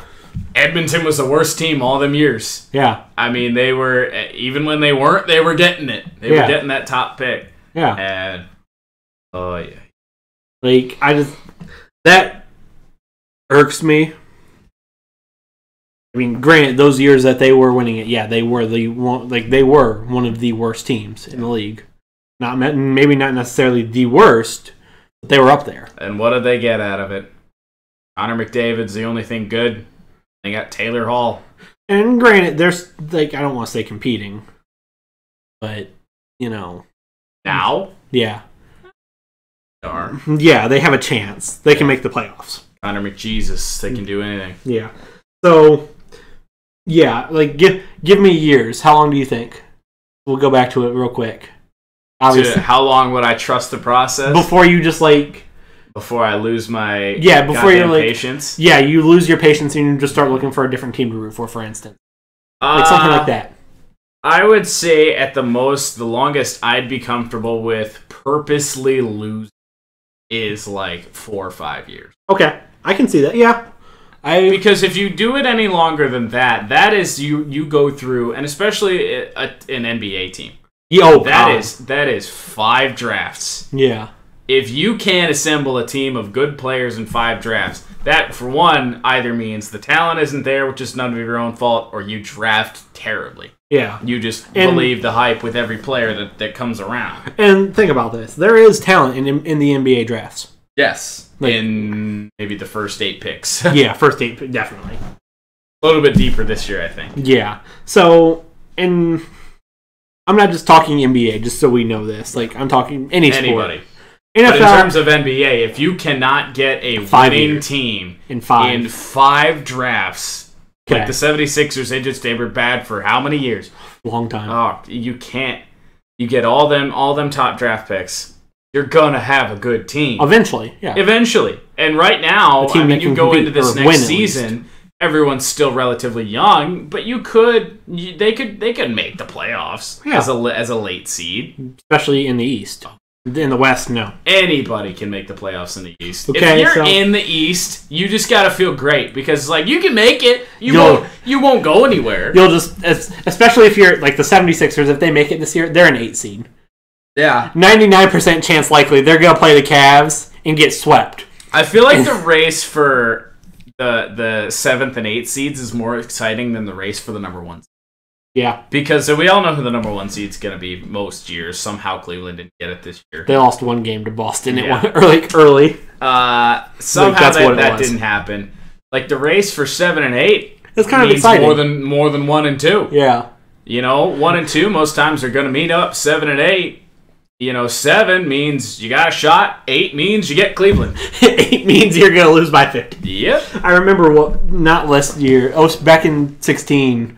When I think it was the Pistons who were the 8th seed. They did make the 8th seed, and they did get swept, but I think that was the closest sweep ever. Yeah. Other than the 1 game where they lost by what? Wow. We got blown out by 1 game, but the other 3 games we had a chance to win, and we just didn't. Yeah. That was just Cleveland being better. Yeah. That 1 game where it was oh, yeah. I mean, Reggie Jackson's our point guard. What do you want from me? Point seeded. Okay, so we covered basketball. How long you should wait? What about baseball? Baseball's tricky because in the NBA, top draft picks are there immediately. Yeah. Baseball, they're not. Baseball, they're not. You're talking at least most of the time 1 or 2 years, if not longer, for draft picks. Yeah. Top draft picks obviously would be there quicker.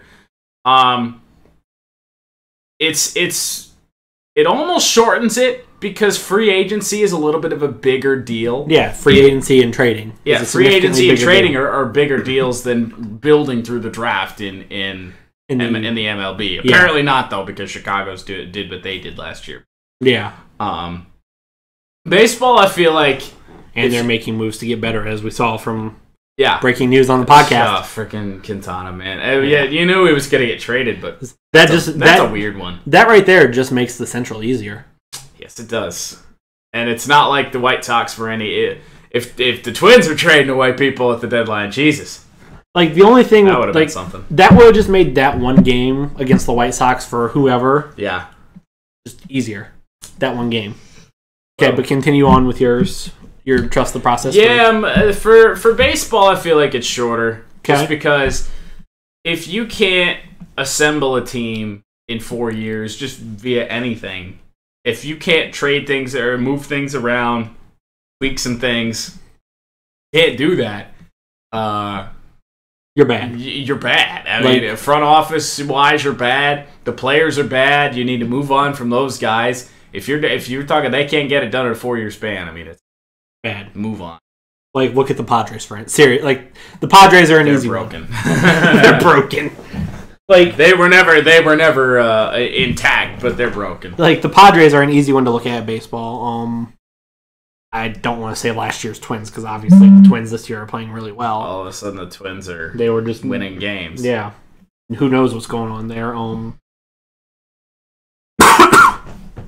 The Brewers last year. Like, I mean, the Brewers made a few moves this past offseason. Eric Thames, the god. But, like, so, what, you got 5 years for NBA. 5 years for NBA. I'll give you 5 years. I'll give 5 years also because you need 5 players to freaking field a team. Yep. Or have a team on the court, at least. How many years for baseball you thinking? 3 to 4 to get the team. Okay. And then, obviously, you extend it because those guys aren't going to be in MLB right away. So you're probably talking a longer time frame just because of how different the dynamic is of how things work with draftees and getting called up. But yeah. So I'm going to go a bit different there. I'm going to say 3 at most just because of how free agency and trading work. Yeah. Free agency and trading is so much bigger than the other ones. That's all I'm going to say with... what I'm going to say with baseball. Free agency and trading. Like, it's... Yeah, that's all I can say about it. The trade deadline is a major thing in baseball. That 2 weeks... It's almost free agency. Yeah. Post All-Star break, from the time the All-Star break starts to that freaking... That 2 week span is a pretty big deal. Let's see. NHL. Hockey. What are you thinking? The process. Obviously, the Oilers fans trusted the process. Apparently, 17 years. 17 years. And it's just now paying off for them. Yeah, it's sidebar there. Yeah, that's. You just don't see it. That's what makes it hard to gauge. You just don't see teams in NHL complete tank. Well, unless it's the Oilers, but yeah. Like I personally feel like. This is someone who isn't a Red Wings fan. I feel like you're going to be getting into that point of... I'll tell you after this upcoming season. Okay. If they're getting into that. Okay. We'll hold off on that until... They sold one time. Realistically, they should. Okay. This team was so good for so long. They're kind of in between right now. I don't think they're as bad as they were last year. Do you think in the purgatory area first? I don't think they're quite in purgatory yet. I think they're good enough if they make they make a trade. They still have to trade away a goalie. I mean, they still have to do something. We have 2 goalies that are making starter money. It's just not feasible. So real quick, what you're saying is, because the way I look at the process, there's 4 steps. Yeah. There's rebuilding, purgatory. You're making the playoffs, or 5. You have a chance of making the playoffs as a low seed, so there's 5. That's 3, is low seed play, like 7, 8 seed in playoffs. 4 is you're contending to be a threat in the playoffs, and then 5 is contending Pittsburgh. 5 is like Pittsburgh, or even, no, I don't really want to say Washington. We see how that works. Like Washington. Greatest regular season team of all time. Yeah, like Pittsburgh, basically, or the Blackhawks. The Blackhawks from a couple of years ago. Yeah. I should say, not this year's Blackhawks who got swept by the frickin' Predators. But like the freaking, before this year, I would have said the Predators are that at step 3 of low tier playoffs, and then you have if they make the playoffs, like they're your number, like they're the number 1. That's the 5th. That's where every team wants to be at, but not every team can be at. So you're saying the Red Wings are at that 3rd tier of they can make the playoffs, but it would be a low tier. Yeah, I think that may just be the fan in me talking as well. Okay, but I'll see that. I think, like, just looking at them, I don't think they're that bad. Okay, no, I can see that. I did not watch a whole lot of Red Wings games last year. I don't. Towards the end, neither did I. About to say, once baseball started warming up, not so much. I'm gonna go to the Tigers and watch them suck. Yeah, I mean and that was that's opening day. Everyone's got hope and everything. Anyone can win. 62 games, all the things you tell yourself. No. It's like, oh, my team can make it. There's Padres fans that say that this is their year, but Padres fans that don't know what they're watching. Okay, so back to the topic. How long do you think, would you give a trust the process in hockey? For NHL? Oh, God. It's a hard one. It's a hard one. The thing is, with the trades in the NHL, there are some, but not as many. No. Not as many blockbuster trades in the there NHL. Isn't even a whole lot of free agent moves. No. A lot of people stay put, which is unfortunate. Yeah. Let's think about if the Red Wings could have got Stamkos. And then Steve Yzerman pulled something out of his hat and somehow was able to sign him with Tampa still. I don't know. I don't know. NBA or NHL is very hard. I'm gonna put it at a time frame of also like MLB. I'm gonna put 3, 4, 5. Yeah. I'll have to give it at most 5 years. Yep. Before you just start to suck. The Coyotes aren't at step 1 of the process. Thank God. They have some players. The Coyotes are more of purgatory. If they can find a couple of players or could stay a little bit healthier, they could be a low tier 7-8 seed playoff spot. Potentially. Because they did show some promise last year. At least one of our teams did. Yeah. So I would give 5 years because you don't see it that often. 5 years is an easy number. Just you can build a solid first line. Yeah. First couple, you can build a solid 2 lines. Core. You can build your superstars. You can build your core. You can build your core. You can get a good goalie. You can get things to build around. Yeah. And the draft, the NHL draft is a weird freaking otherworldly concept. Okay, this is gonna be I think this will be the hardest one. Other than soccer.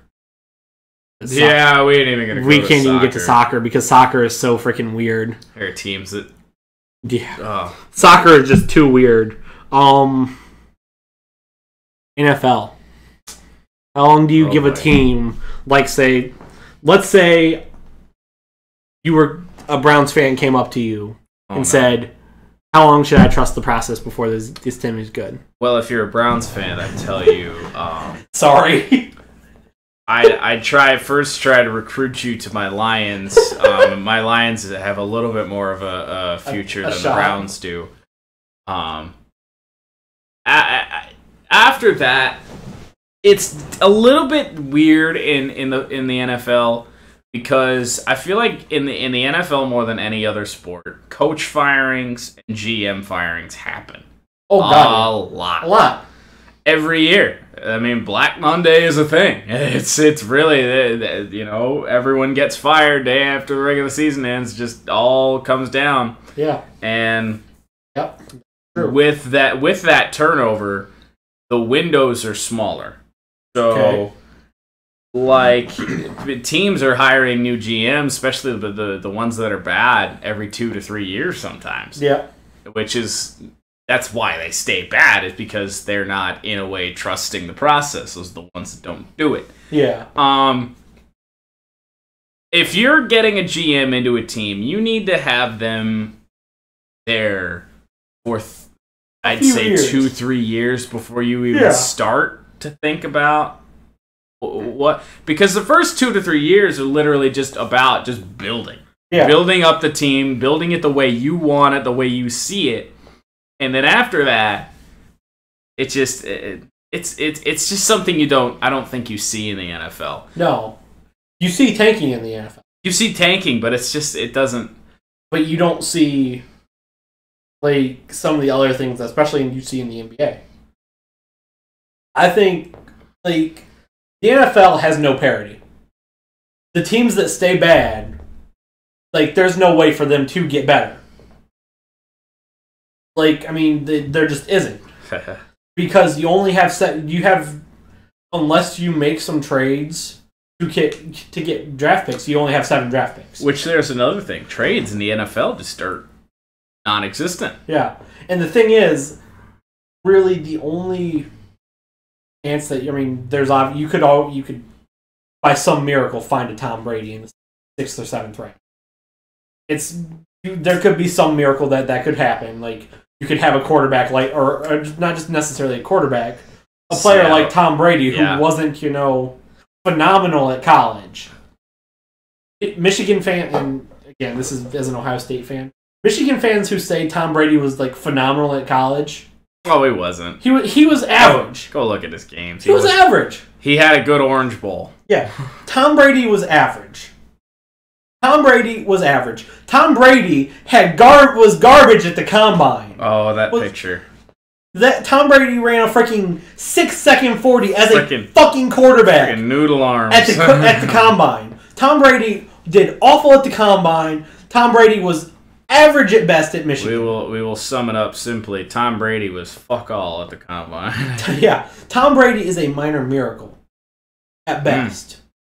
Tom Brady is an anomaly. And Michigan fan loves him for it. Yeah. And I can understand, like, realistically, Tom Brady is one of your most successful freaking NFL players. Yeah. I will give you that. Yes. He is. But again, he's also a freaking anomaly. He is a miracle. I feel like he's, at this point, he's the most successful Michigan alum. Chad Henne's the most successful. Chad Henne. Mike Hart, 2 years. Denard Robinson.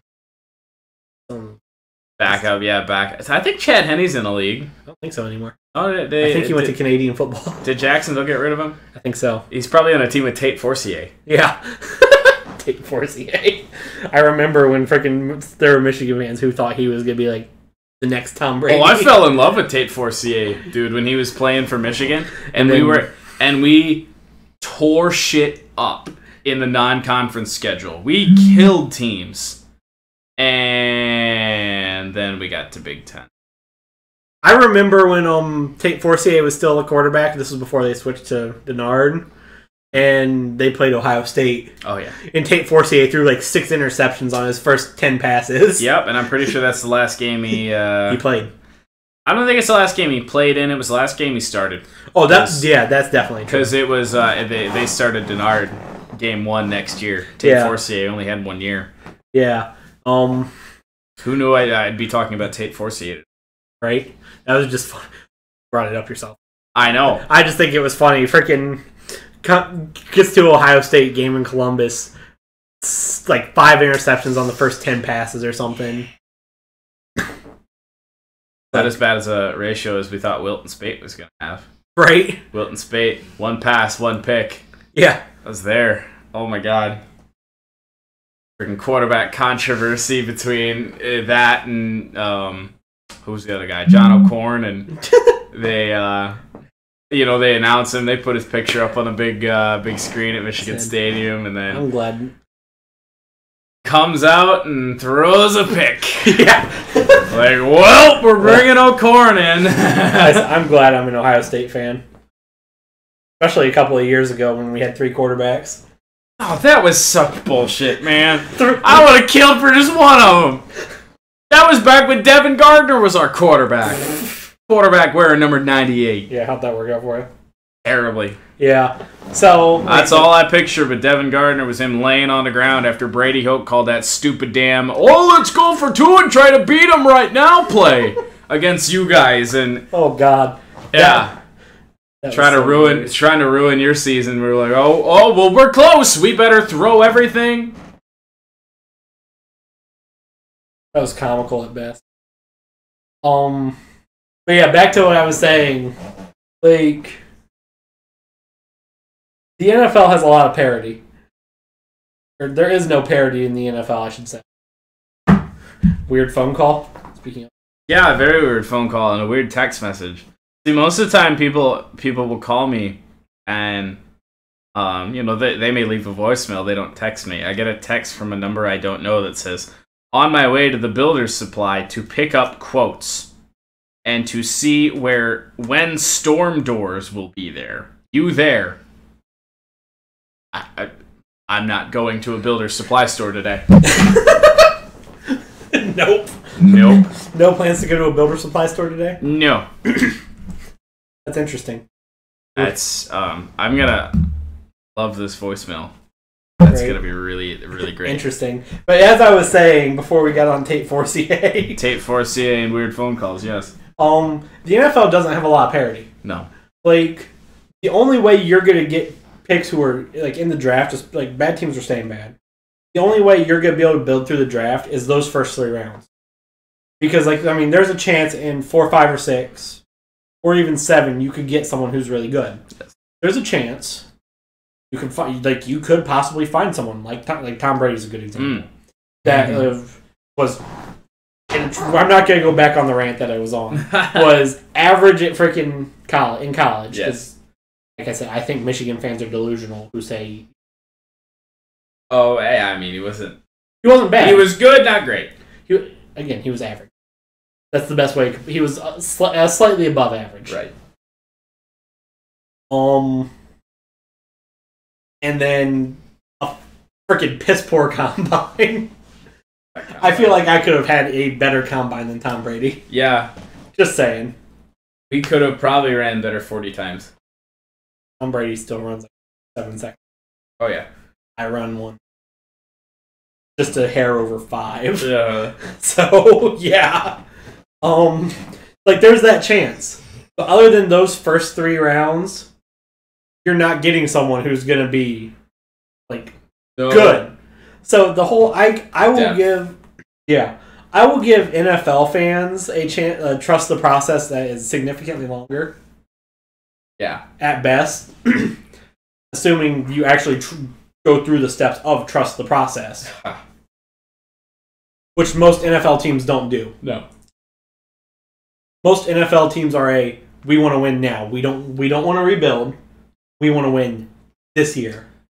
And it's also weird in the stupid. NFL because you don't rebuild. I mean, you can't trade everyone away and start over. You're pretty much stuck with those the same people players. for a while. The same shitty players. Yep.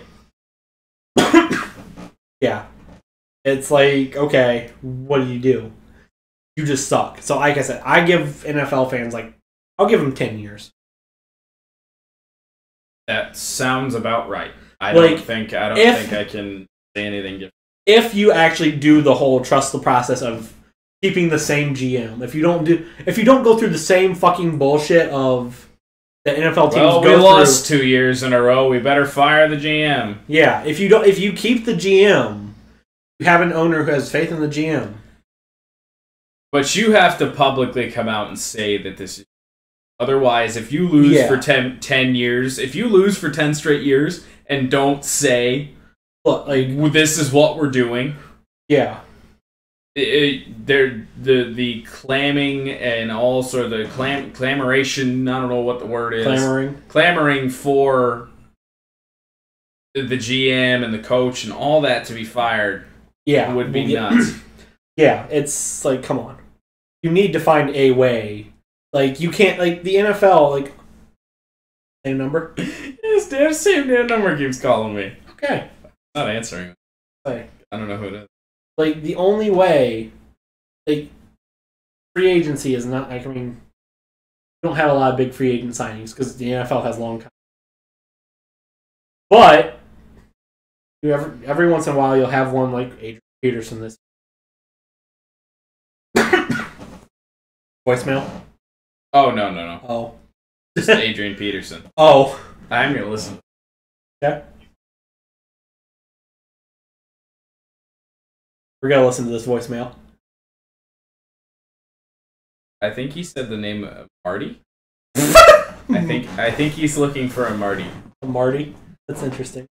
That's funny. Did he say Marty? Hey Marty, this is John. I'm on my way to the Builders.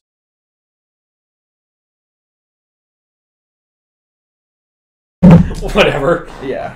So yeah, I think like it's kind of hard to trust the process of here because you have to go through a long process. Yeah, I mean, like I said, that's just the thing. It doesn't happen. You have to go through the long step one. Like, step one is a very long time in the NFL. I'm trying not to laugh at this. Step one's a very long time, and then you have to go through the second step of purgatory. Yeah. And then step 3 of, you're going to suck in the playoffs. This man really thinks your name is Marty. He really thinks my name's Marty. Just send him a text and be like, this isn't Marty. This is someone else. Be like, bro, I think you got the wrong number, bro. Yeah, you got the wrong number, bro. No. So yeah, I don't think you can. There is no you can't trust the process in the NFL. I'm sorry. I mean, well, you can, but it doesn't happen there. So we got that real quick. I do want to do some Premier League predictions. Okay. Just because the Premier League, Manchester United starting. Oh damn it. Yeah, Manchester. Soon. Yeah. They play LA They play the Galaxy this weekend. Oh well, that ought to be fun for Manchester United. It sucks because I'm a fan of both teams. Right. Actually, here let's go through. MLS is halfway through their season. Yes. Through their regular season, I should say. Their playoffs are fucking beyond long. Let's actually pull the tables up real quick because I haven't been keeping track because the Galaxy have been god awful this year. Might as well. I'm still waiting on. Still waiting on a Detroit MLS team. Right. There it is. MLS. Dan Gilbert, I'm talking to you. Dan Gilbert. So who do you have winning the MLS this year? I'll give you a look through Who do we got? I'll give you that's the top one's the East. You have Chicago, Toronto, NYCFC, Atlanta, Orlando, Columbus. Oh, Atlanta would be an interesting story in their first year. Atlanta, that's the top 6 in the East. Goddamn NYCFC. Right? And then in the West, you have Kansas City, Dallas, Houston, Portland, San Jose, Vancouver are your top 6. How many points are the Galaxy back? Oh, geez. Oh, boy. Wait. No, the Galaxy actually are top 8. Surprisingly, and they're only 2 back of top 6. So, Seattle's also tied with 6 at 7. So, I don't think the Galaxy. They don't. They'll make the playoffs, but they'll lose. Neither do my adopted New York Red Bulls. Oh, God. I think they're in 7th, I saw. Yeah. 2 points behind Columbus in 6th. They make the playoffs. I really think just off of the season, like I said, I haven't been paying a whole lot of attention. Out of the West, I think Kansas City will probably make it. Yeah. Maybe Seattle if Seattle plays really good. But Kansas City will make it to the final, and it'd be interesting to see Atlanta make it. That's what I said. As someone from Florida, I would love Orlando too, but Kansas City, Atlanta would be interesting. But let's get back to the Premier League. Yes, as like I said, I haven't been paying enough attention to the MLS to give the not Barclays PL. Yeah. Who do you have for your top 4 this year? 2 years now into Jose Mourinho at Manchester United. And he finished what? They finished 5th. I believe they finished 5th. Let's see. Oh, hey, they already have the last year's table down. Never mind. Oh, damn it. Well, it was 5th. It was 5th. We know my Blues won the Premier League. Kill me. Kill me. Continue on, though. they had it pretty easy. I mean, it's easy when you are a good team, and you may see more teams do this. Be bad, miss Champions League, miss all that, so you don't have to play any of those games. Literally, just go for the Premier League. Yeah. But why would you want to do that? Obviously, you wanna compete in the Champions League and all that, okay. and compete in domestic cups and things like that. I think Chelsea will be in the, what are we doing, top 4? Top 4. I think they'll be in the top 4, but I don't see them winning the title. I see them either 3rd or 4th, really. Okay. Because they're eventually gonna lose Diego Costa. Nobody's gonna be there as a striker anymore because now the backup that we had was gone. Unless we just trust Michy Batshuayi to be our scorer, to be our striker. Which I don't know if I'm ready to do. I'm trying not to laugh at that. Yeah, that's yeah. So Diego Costa's going back to Atletico. Yep. So you have someone at. So you have Chelsea 3 or 4. So Chelsea 3 or 4. I'm gonna put them 4 to be safe. 4. I have okay. 3rd. I gotta go out of left field on this. Oh boy. But I don't know who to go out of left field. Let me take a look. Let me take a look at just the teams. Because if somebody's going to be a surprise. I'm going to give you my top 4 real quick. You know what? No, it's not. It's not a surprise. Okay, so I will go 4 to 1. Okay. I will go Chelsea 4. Okay. I will go Swansea. Not Swansea. Southend? Tottenham. Or Tottenham. I will go Tottenham. Jesus, Swansea. Swansea, what the fuck? I have them getting relegated this year. Swansea relegated. Tottenham. I have Tottenham 3rd, and then he's gonna hate me for this. I have Manchester City 2nd, United 1st. I'll say City. So my 4. Because I'm not going 5. I'll go 5 because my 4 is a hard one. I have Tottenham at 5. Okay. Chelsea at 4. Everton at 3. Yeah. I think Everton could actually finally maybe now that they have Wayne Rooney. Golden boot incoming for Wayne Rooney. Right. Arsenal. Yep. Actually, no. I'd go with Liverpool. Arsenal's somewhere in there. Like BPL is something I've been looking at too.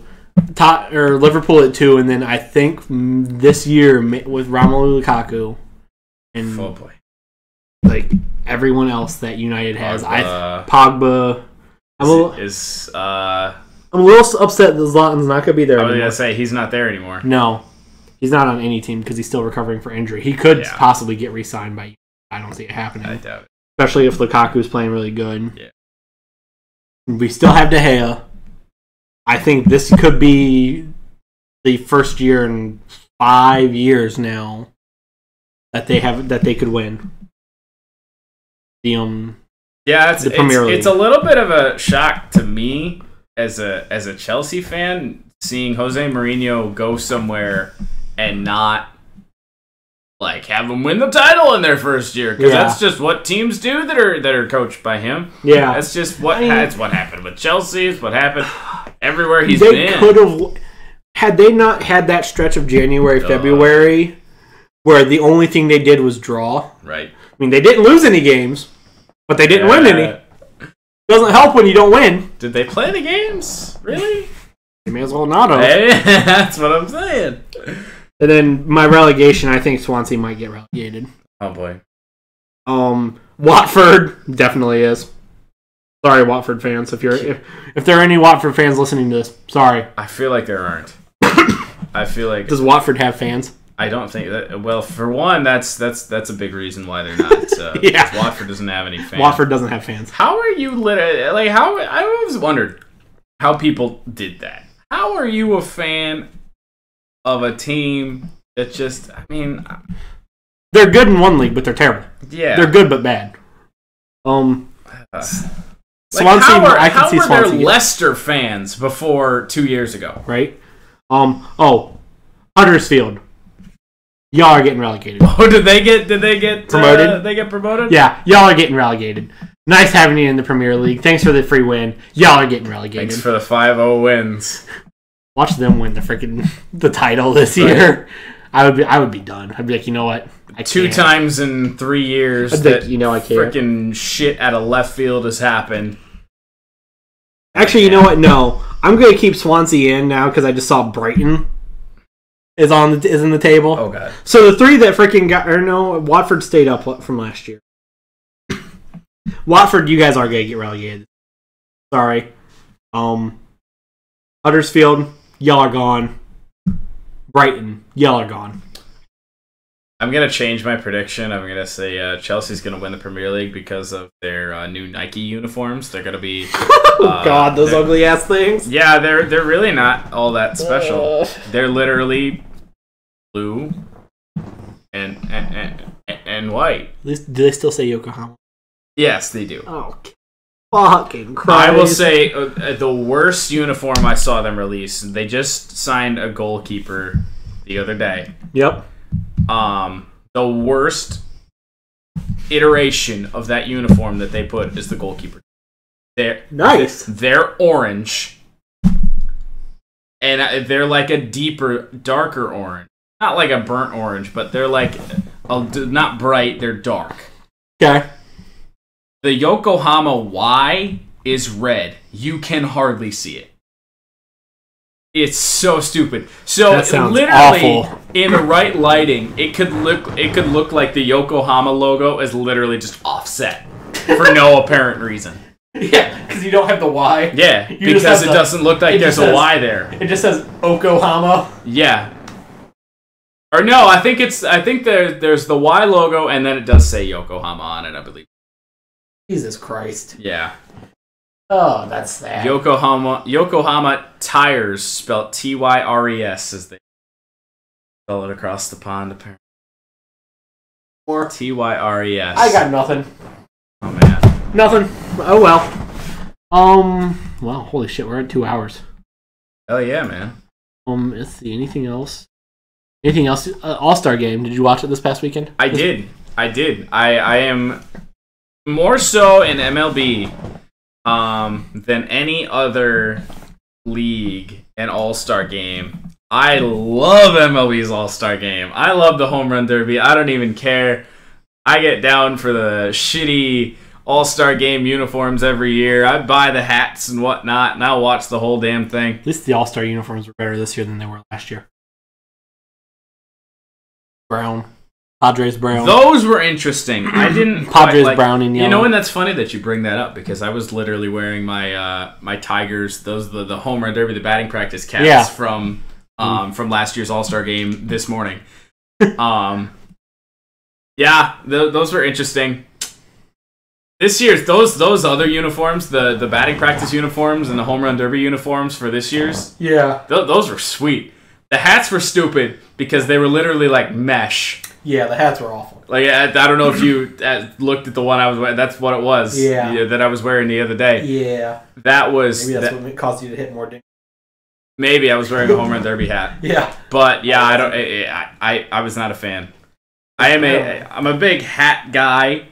That was one of the more like harder hats I've ever. No, it's just hard. Oh, like it does. You know, hats. You know, the regular old like New Era hats. They bend. They're flexible. Whatnot. Yeah. This felt like it was in shape and just couldn't move. That's weird. It's very weird. That's strange. It's very strange. Yeah. How do you feel now that the All-Star Game isn't for home field advantage? I like it. Personally. I like it. I think it's about time.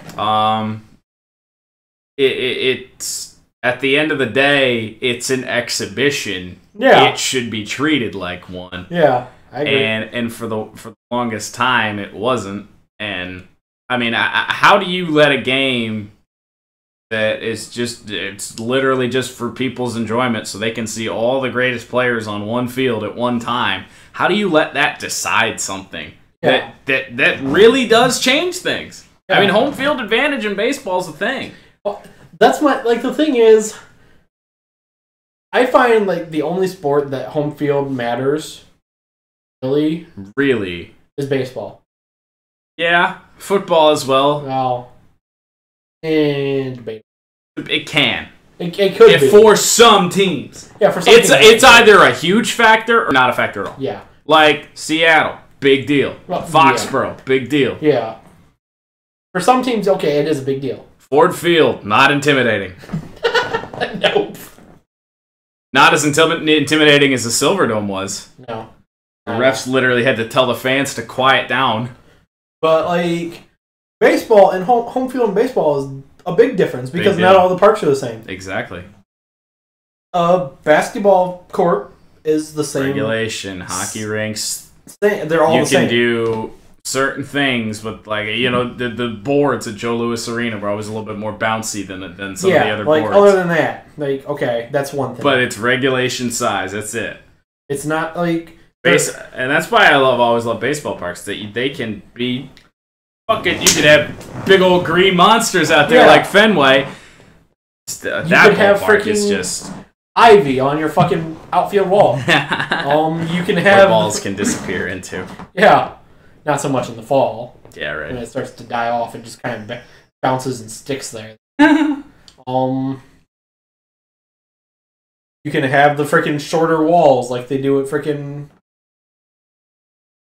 Padres Field, whatever it's called. Padres Stadium. Petco Park, thank you. Or Angel Stadium has some shorter walls along the sides. You can have those shorter walls. You can have no foul territory like Fenway, or you can have all the foul territory in the world like the Coliseum. Yeah. Or you could, have the old freaking... what's it called? The freaking... old polo grounds. Oh, hell yeah. The Dodgers used to play in. The polo grounds. Yeah. With a 480-foot center field. Yeah. 480-foot center field. I'm pretty sure the longest in baseball right now is 420, and that's at Comerica Park. Yeah. I don't think anybody goes over 420. Left field of... You could hit a home run to left field, and it could only go like 120 feet. Yep. Or right field, maybe like 140 feet. Polo grounds. Yeah. Hitting a rocket down to freaking center field. For God. Inside the Park City. Yeah. Inside the Park Grand Slam. Jesus Moses. Freaking, that would be a blast. Bunt Grand. Never bunt hit. That's right. Even if you have to hit one freaking 480 bangers. So yeah, real quick, we'll wrap this up because we're over 2 hours now. We are over 2 hours, yes. What games are you looking forward to this fall? All of them. All of them? Because all the games I play come out in the fall, minus MLB The Show. I'll say that's like the only one. I just did pre-order all those upcoming sports games. Physical editions? I can't find them. So you decided not to go through GameStop? Nope. Just ended up... Just went for the downloads, which means I'm going to have to get an external hard drive for my PS4. Yeah. Because, God. I was going to say, like... There aren't... I mean, I looked... I don't even think GameStop has the physical copies when I looked into it. Fucking Christ. Because even on Madden... Or on, like, the EA website, yeah, I'm pretty sure it said download only for their like deluxe editions for all their games. Of course. EA Damn Sports. it, EA. I say that too much. I'm on EA Sports' case all the time. Because I do not like buying digital versions of a sports game. I don't like buying digital versions of the game, period. How about I say you don't like it? No, I have one digital game, and it's not even on my console anymore. What game is it? Drive Club. Oh God. If it wasn't free, it was very cheap because of PlayStation Plus. I got Drive Club when it was free. I wouldn't have paid. I played it 2 times. Is it? It might be more than me. I played it once. Yeah, bad. I'll download it and stream it today. Why not? Oh God! No, I won't. Don't do it to yourself. No, I won't. Please don't do it to yourself. I feel bad for you. I wouldn't waste all that time downloading that game. I'd say. No. Have we found out when the 18 beta is? I still need to sign up for that. I believe it's late this month is when the beta codes get sent out. I have to sign up for that. Yeah. Star Wars Battlefront 2 beta, October 2nd. I'm gonna play. I'm excited for that. I'm not just excited for, and obviously as someone who played FPS games professionally, I am excited for the multiplayer. Mm-hmm. But I am excited for the story as a Star Wars nerd. I'm more excited for that. Oh yeah, because definitely. Battlefront 1 didn't have that. Exactly. It had literally just missions and online gameplay, yeah. and the online gameplay wasn't bad. Yeah, the online stuff was fun. We really should be a fun time. The original one or the upcoming one? Both. Both. Yeah. Both. Oh God, I haven't put that game in a while.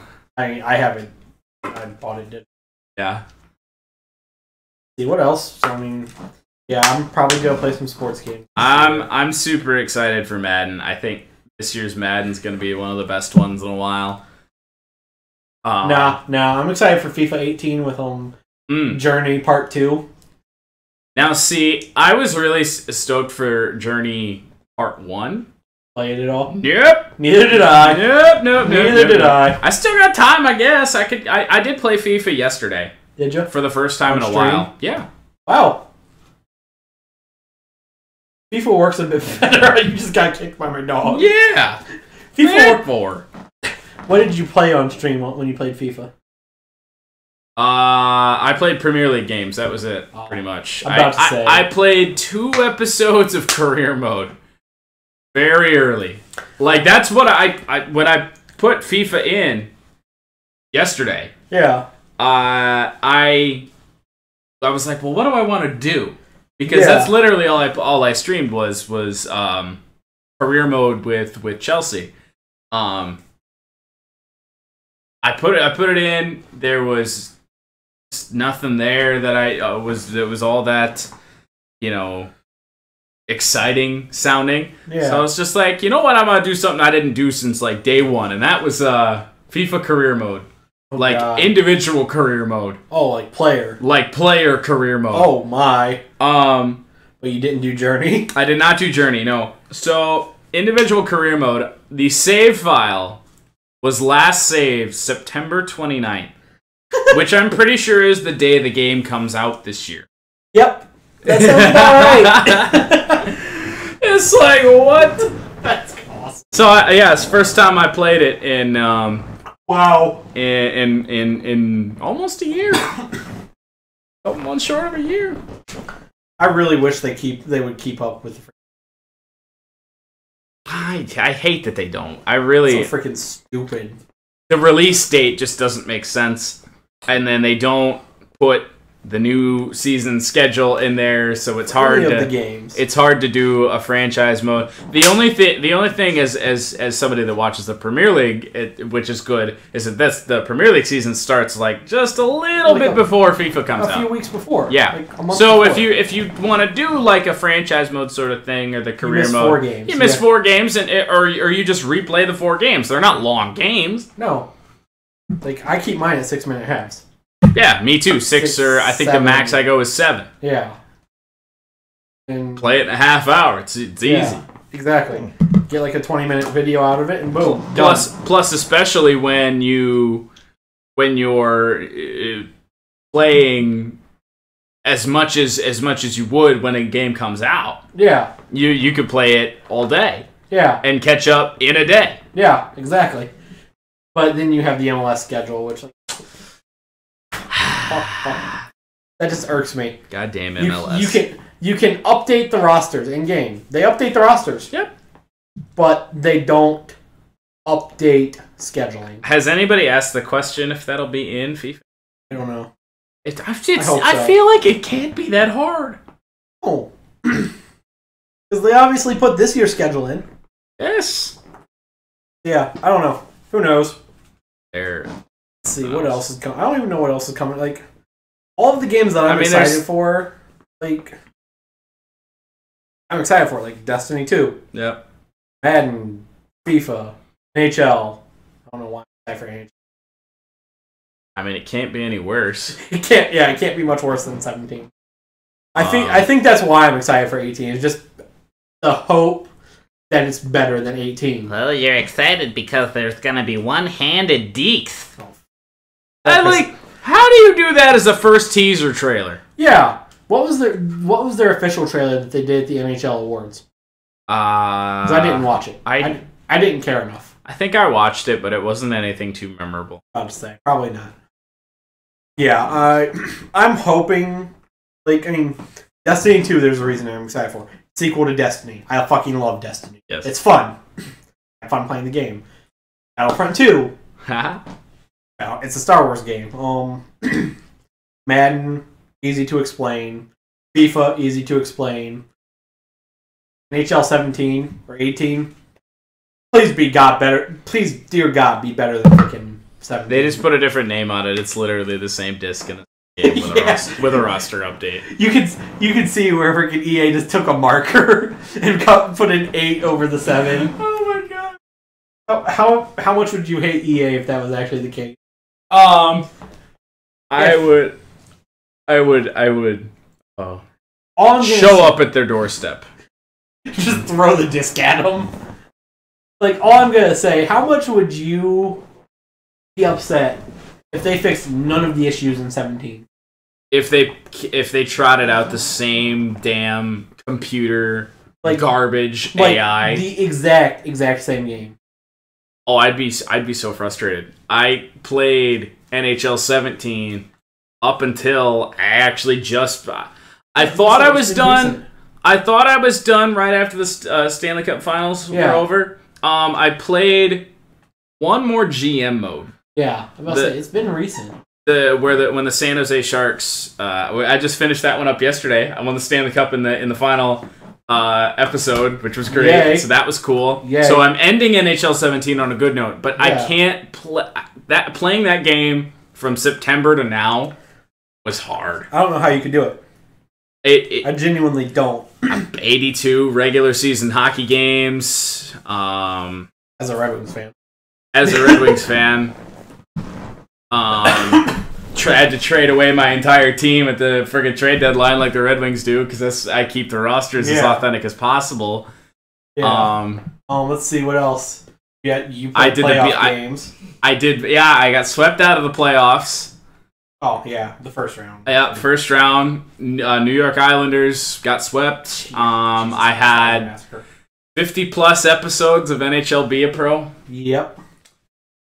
Which I would have had even more had I stayed with it the entire year. I didn't do that at all. How many episodes did you have of GM mode? Of the Red Wings GM, I had a couple short of 25. I wasn't going to let it go any longer than 25. Okay. Mainly because that's all I had thumbnails made for. Because they were all just the same thumbnail with a different number on it. Yeah. So I was getting up there, and I made it. So I was like, well, I'm giving myself 3 more years, and I just made as many thumbnails as I possibly could. And I'm like, if I go over this, I'm just done. I'm just quitting. I'm done with it. Yeah. So there were 20 episodes of that, and then I did 3 season-long live streams of the San Jose Sharks GM. And you did 1 episode of Relocation. I did 4 episodes of that. Oh, you did 4? I did 4 episodes of that. Oh, shit. And I'm sorry for you. And it did... I mean, it did well. The first one did. Oh, only the first one? The first one... The second... They all went down. The first one got 1,000 views on YouTube or something like that. Almost. I think, it's continues to get views because Vegas Golden Knights are relevant. Yeah. And the funny thing is... Did you have Vegas Golden Knights as a tag? Yes, I probably did. That's exactly what it is then, yeah. Honestly, That's though... why it's still getting... Honestly, though, I might not. I don't know if I do. Because I went and checked. Yeah. I remember 2 weeks ago, it was at 1,200. Yeah. I checked this week, it was almost 14, I think. Yeah, that one continues to get watched for some reason, which is unfortunate because it's literally just me designing the team and the uniforms and the arena. That's funny. For an hour. Oh, ouch! Because that one keep getting views. That's probably why. I'd like to look at the stats for that video. I'm about to say Because the average view is probably like literally 50 seconds. Yeah. Someone probably looks at it as like, oh, this isn't what I thought. Because that's before I had a face cam. I had just microphone and gameplay, man. That was it. Yeah. I'll say, like, it's probably... But it's better than my straight gameplay videos that I did. Yeah. I'm about to say, it's probably... You probably get, like, maybe at most of average 50 seconds. I'm gonna have to get back to you on that one. Yeah, well, that'll be for next podcast. Average view for the Vegas Golden Knights episode 1. Yeah. Okay, well, I think that's a good time to wrap it up. We're just shy of 12. What do we got? 2.5. Yeah. We're at 2:20. So yeah. I'd say we did good for episode 1. There was a lot to talk about because we were supposed to do episode 1 last week, but it didn't happen. And then our schedules just kicked our asses. I don't want to get into that on podcast. Right. I think I told you that story, right, about that kid? Yeah, oh yeah. Okay, I had assumed as much. Yeah. We'll leave you guys wondering on that one. Yeah, I can't tell you guys about that. That's a work thing. I can't. Well, of course.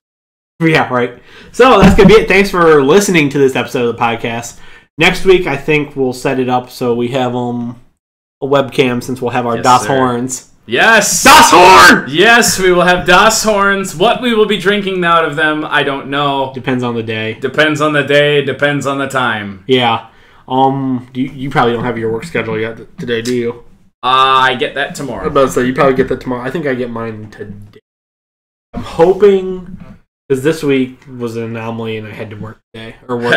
This week was an anomaly and I had to work yesterday and today. Which are usually both my days off, Wednesday and Thursday. I usually have Tuesday, Thursday, or Tuesday, Wednesday. Yeah, like I said, yesterday was an anomaly. I wasn't scheduled to work yesterday, but I had to. Right. Had to go work for someone who make it in. Family reasons. It was a different person. Oh. Yeah. He actually... Gotta say family reasons? Yeah. Yeah. Okay, so, as I said, thanks for watching, listening. You listen. Please don't watch. Do not watch, just listen. Just listen. If you watch, don't come back. Please come back, though. But yeah, if you listen, you're good. If you watch this, listen here and watched it. If you watched a picture, not even a picture. If you watched a color, for 2.5 hours, listen to it instead. Please, yeah. Listen to it. Yeah, you can come back, but listen to it next time. God damn. If you watched a color for 2 hours and 22 minutes, try listening to it instead, and you'll have a better time. You will. Absolutely. Thank you. Have a good evening. We don't have a name for this podcast. We don't really have an outro for this podcast. No. But this is your host, Austin. And to my left, right, still. Always directionally confused. Exactly. Yeah. To his right is Jordan. You can find us on YouTube. We'll have this on both of our YouTube channels. I will have the link to his YouTube channel in the description on my channel below, and his Twitch channel in the description below. And I'm sure he'll do the same thing if he remembers to.